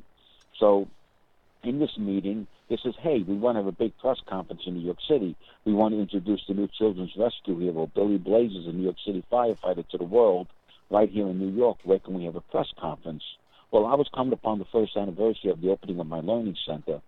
So I figured, you know what, if they're going to have a press conference, I'll get free advertising from my learning center. So I said, well, why don't we do the press conference at the Fire Zone? They said, the Fire Zone, what's that? I said, it's a new Children's Fire Safety Learning Center I co-created. We opened last October. We won an Emmy Award for it. Makes perfect They sense. said, you got to, yeah, well, this is, oh, my God. This says, oh, how apropos. They said, where is it? I said, it's in the heart of Rockefeller Center. He says, oh, my God, can we really do it there? I said, yeah, I'm the director. He says, oh, my God, this is getting better and better. They said, we're going to introduce the new children's rescue hero at the new Children's Fire Safety Learning Center. He says, okay, we know where we're going to do the press conference, but when? Well, this meeting was the end of July of 2001. And I said, well, let's do it in October. They said, why? I said, it's Fire Prevention Month. It's the longest-running health initiative in the world. It began in 1871 after they rebuilt Chicago after the Great Fire. Every month of October since then is Fire Prevention Month in every little town, every big city all across the United States. They says, oh, that's very apropos. It's a natural tie to the project, but it's too close to Christmas and the holiday season. We've got to get Billy Blazes on the mark a little bit sooner. Well, this was the end of July, this meeting of 2001. October seemed to be too far away for them, so I couldn't think of another date in between that was, would be a good fit. And I was kind of brainstorming. I said, 911 is the emergency phone number in New York City. Why don't we have for the first time a 911 themed safety day and introduce Billy Blazes on that day? And they said, oh, my God, that's a great novel idea. So on 911, September 11, 2001, at 9 o'clock in the morning, every TV station, every newspaper reporter was waiting for me in Rockefeller Center to introduce the new children's rescue hero, New York City firefighter Billy Blazes. And as I was leaving headquarters to go to the meeting, somebody said a plane just hit the World Trade Center. Well, there was a TV in the conference room and headquarters, and sure enough, I see smoke coming out of the top of the North Tower. Now, I began my career in the firehouse right across the street from the World Trade Center, but I left there in 1996 when I got promoted to lieutenant. You know, when you get promoted, they put you in another part of New York City. They don't want you supervising your friends. But all I'm thinking about is the guys in that firehouse, and I don't really think that this is a big deal. I'm kind of think some yo-yo who just got his private pilot's license was circling the towers and got a little too close in the wind, broke a couple of windows. But once the news starts to spread all across New York City, every fire engine, every ambulance, every police car is going to rush their scene. And if I don't get out of headquarters, I'm going to be stuck in all this traffic, and I'm not going to make the press conference. The mayor's there, the fire commissioner, all the Fisher-Price executives, the TV reporters, the newspaper reporters, and my boss is going to kill me. She's going to say, "You idiot, you should have been here at 7 o'clock in the morning. You know, this is a big day. You waited to the last minute." So I run downstairs into the underground garage. I jumped in my fire department vehicle, and I rushed out of headquarters, and 2 blocks away was the Brooklyn Bridge that connects Brooklyn into Manhattan. And I'm going over the Brooklyn Bridge into Manhattan. I'm looking to the left about an eighth of a mile away, and now I could see about 10 floors of fire all around the top of the North Tower. And I'm saying to myself, no, this can't be no little plane. This had to have been a jet. So by the time I got over the bridge, it was probably about 20 seconds. I had to make an impromptu decision. What do I do? Do I make a right turn and go to Rockefeller Center to the press conference, or do I make a left and go to my old firehouse where I started my career and borrow a set of firefighting clothing and run, you know, to the North Tower to help out? And obviously that's what I did. You know what? I didn't even bother with the press conference. I said, Billy Blades ain't happening today. And I made a left turn. I got to my old firehouse across the street from the towers at exactly 9 o'clock in the morning. I took off my dress uniform. I borrowed a set of firefighting clothing from another fireman by the name of Tommy McNamara. He was off duty. We all leave our firefighting clothing in the firehouse. I knew that he wouldn't mind, you know, when he found out I borrowed his firefighting clothing. He would understand. So I grabbed his helmet, his jacket, his boots, his gloves, his pants, and I ran out of the firehouse. And now the firehouse was only 150 feet away from the South Tower. We were basically right under the South Tower. But I had to run past the South Tower in order to get to the North Tower, which was struck. And as I'm running past the South Tower, it's now 9:03, 3 minutes after I was at the scene. And 9:03 just happened to be my lucky number. And as I'm running past the South Tower going to the North Tower, I heard a roar, and I looked up, and the second jet came over my head. Holy I was right smokes. underneath the second jet, and at that point, I said 3 things to everybody I encountered. I said, we're under a terrorist attack. I said, everybody on the top of the building is going to die. I said, they're not going to get down, and we're not going to get to them. And then I said, these buildings are going to collapse. So people said, what? I said, these buildings are going to collapse. But nobody would believe me. Nobody would listen to me. They couldn't understand why I was saying that, because nobody knew before I was a firefighter. I went to school to study structural engineering. And when I was in engineering school, 2 of my professors were working for the concrete contractor on the Twin Towers. So they were able to take me and the other engineering students on a school trip down to the World Trade Center to study this new novel design of the Twin Towers. And as young engineering students, we would be amazed that these buildings seemed to be so lightweight and flimsy, and it didn't seem to have the requisite amount of steel that would hold them up, because we're so conventionally different than the Empire State Building. And so now on the morning of September 11th, I'm looking at those towers almost like Superman, and I can see, well, you know, like Superman could see through the skin of the building. You know, all those memories are coming back to me from the days I was there as an engineering student, and I'm very, very positive that the buildings are going to collapse, because I know that steel support system is not going to withstand that amount of fire and structural damage. But nobody wants to believe me. Nobody could really understand why I would be saying something that seemed so bizarre. And I think my biggest fear at that point was that the EMTs and the paramedics who were setting up a treatment area in the lobby of both towers, that we would lose them. Oh my gosh. Because I knew at the end of the day a lot of people were going to be dead, maybe even including me, but I knew the people that needed to be saved first were the EMTs and the paramedics. They were going to be the ones that we were going to need the most, and I wanted them to get out of the lobby and get in their ambulances and drive about 5 blocks away to get out of the collapse zone, but they didn't want to leave. They said, who are you? We don't work for you. We got no authority. And I didn't, you know. I didn't have no authority. They didn't work for me directly. But I was adamant, you know. I just didn't want to lose them, and they were giving me a hard time. And I got the last ambulance through, out of the South Tower. They got in the ambulance. They drove away, and I'm outside the South Tower, right underneath it, outside, and I hear a loud rumble in the wall, and I look up, and here comes the building. I said to myself, you idiot, you're the one who knew this building was going to collapse, and you put yourself right underneath it. You know, truthfully, I didn't think the buildings were going to collapse until about 3 o'clock in the afternoon.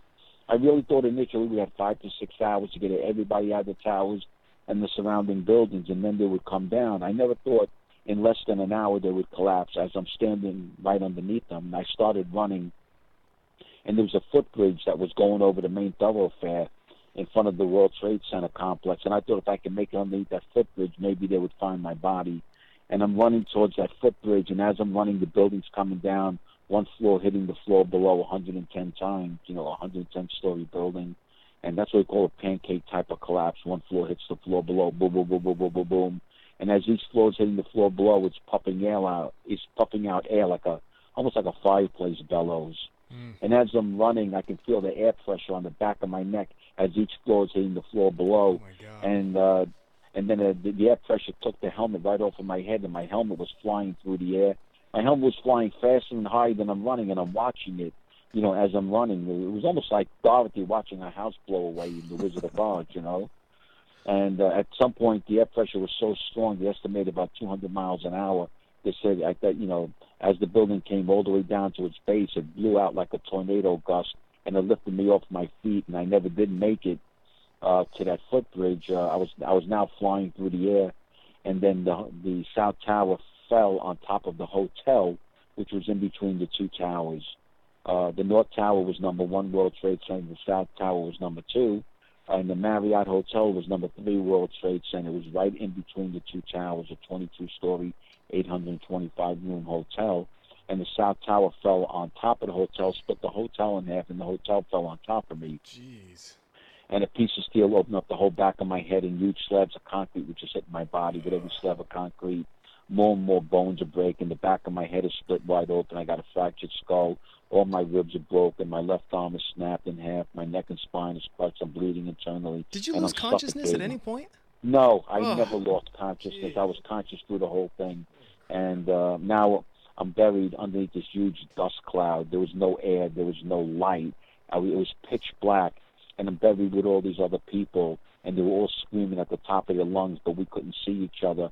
And after a while, the screams turned into cries, cries into whimpers, whimpers into silence. One by one, they had all died, and I was still alive. And then about 25 minutes later, they found a void, and they found a couple firefighters, only a couple. I was one of the 4 they found.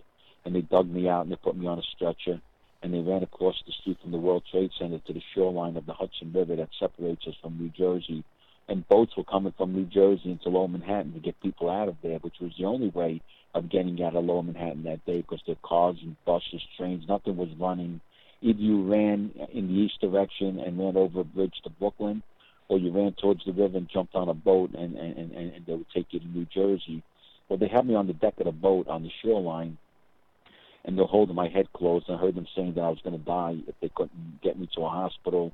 And then there was another loud rumble in the roar, and everybody on the boat started screaming, "Oh, my God, here comes the other building."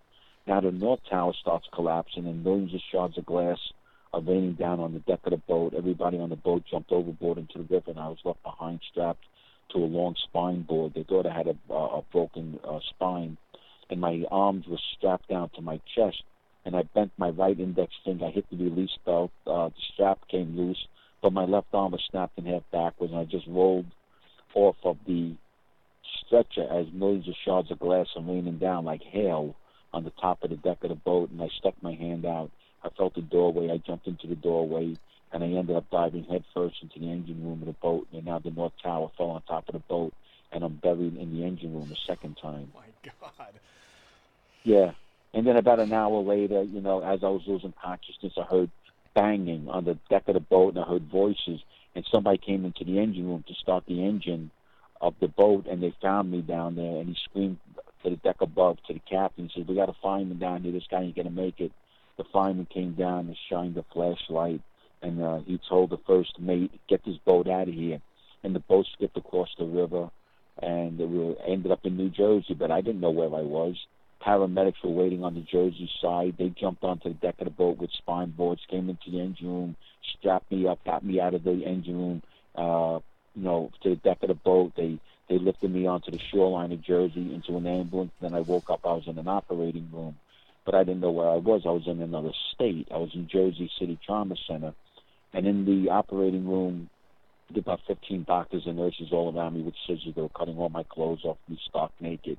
And all firefighters on the inside of their firefighting coat, they write their name as a Tommy McNamara. So I was admitted as Tommy McNamara for 3 days. And for 3 days, they didn't know where I was. And but anyway, so now I let everybody in on a little secret, okay? Superman's not real. Batman and Robin's not real. Spider-Man's not real. The only children's rescue hero who ever came to life was Billy Blazes on the day of September 11th. And that's how the day really started, with a new children's rescue hero, a likeness of the New York City fireman. So they say lightning doesn't strike you twice. Apparently that doesn't go for buildings. Yeah, exactly. You know what? I'll settle just hitting the lotto once. Yeah.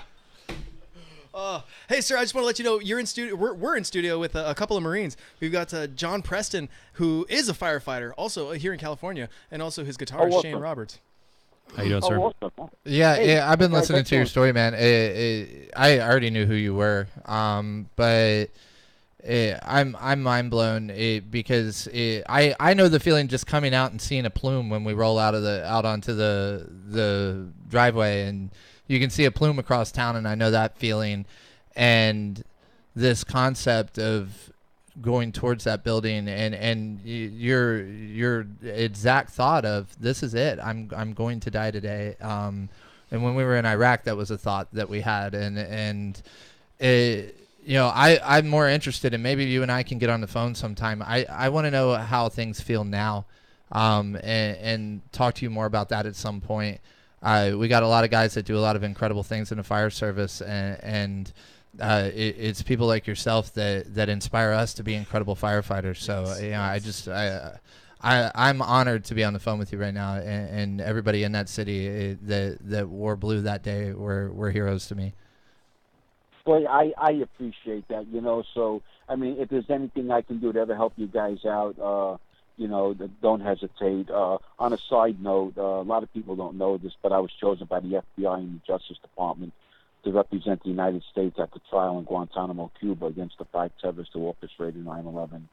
Wow. So I was sequestered during the pre-trial hearings with the prosecution team in Guantanamo. I came home, and I'll be going back again when the actual trial starts. I was in the courtroom with all 5 of them, including Khalid Sheikh Mohammed, to watch the proceedings, and I'll be going back again. They should have a couple buildings fall on them. Yeah, you know what? To tell you the truth, what's the funniest thing is that they really don't even care. They don't. They said it. They said in the courtroom, we don't care about your justice system. We don't care about your people, your country. To put us to death, we're martyrs. And they said it through their interpreter. So I mean, there's nothing you can do with these guys. Yeah. Oh my God. Yeah, absolutely. And we went and fought that war, and that day, it's interesting being in the fire service and everybody talking about 9/11 and the 343 and how that was so effective, in how decimating that was to our community as firefighters.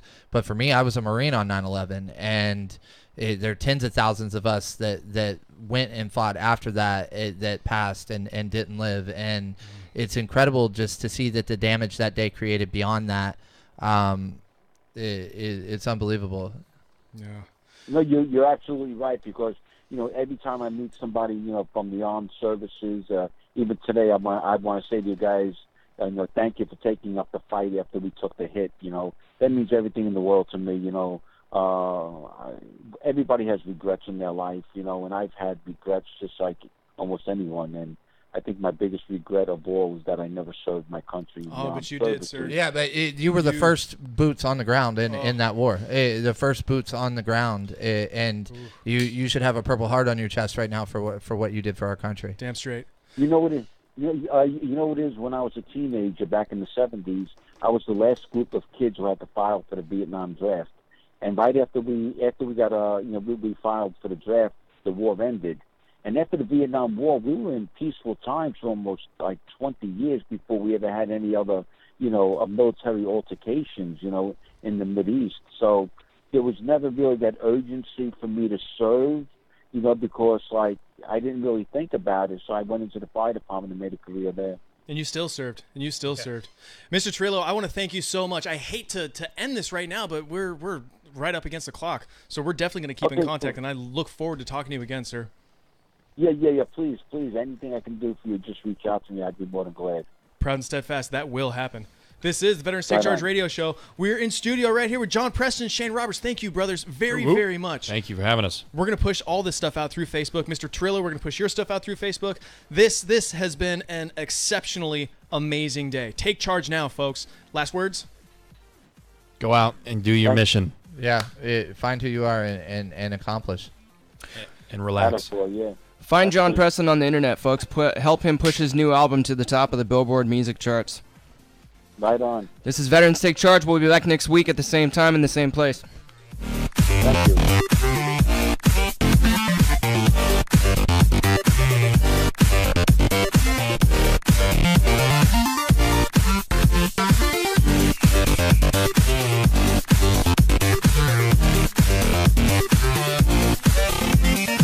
KSCO, Santa Cruz.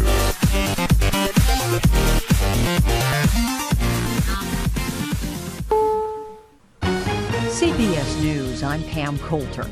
Hurricane Irma has demolished buildings, killed at least 5 people, and knocked out power to more than 3 million homes and businesses since it made its first landfall in the Florida Keys. This is Steve Futterman in Naples. It was powerful. For several hours, Naples was battered by Hurricane Irma. While there was damage, it appears it was far less than initially feared.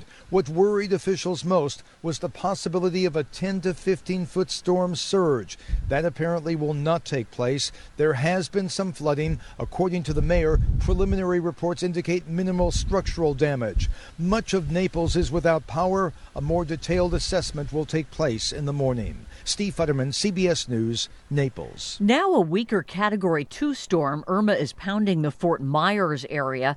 This man says some people are already counting their blessings. Many neighborhoods are without power, but the folks that I've talked to say for the most part they have avoided severe damage, but I can only speak for about, 4 households that have told me that things are okay so far. The Keys took the brunt of the hurricane, and CBS's Jeff Glore says emergency officials expect to get help in tomorrow. Irma blasted into the chain of islands with 130-mile-an-hour winds.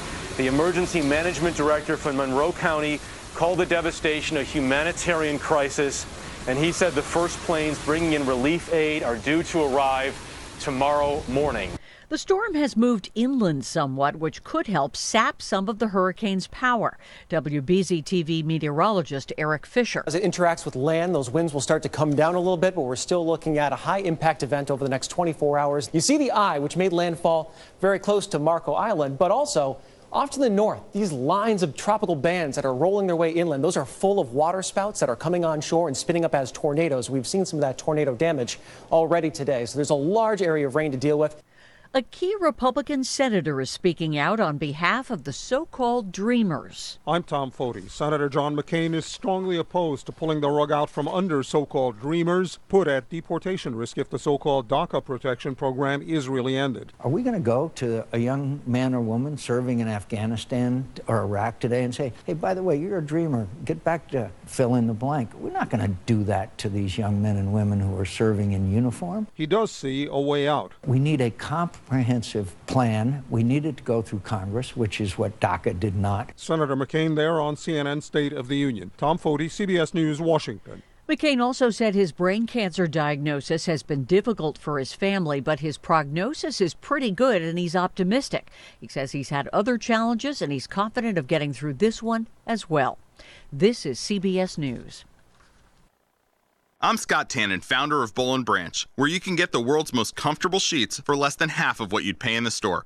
Our sheets are made from 100% organic cotton and get softer over time. Even 3 U.S. presidents have Boll & Branch sheets. Try them for 30 nights. If you don't love them, send them back for a full refund. Go to bollandbranch.com today for $50 off your first set of sheets, plus free shipping with promo code SLEEP.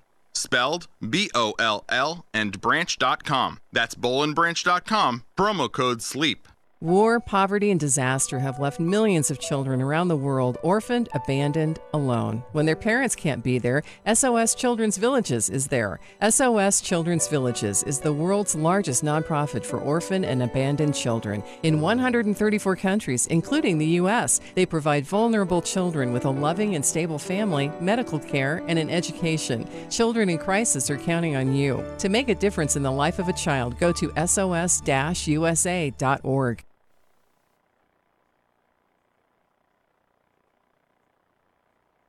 You're listening to KSCO, serving Ramos, the Carmel Highlands, and Paraiso Springs.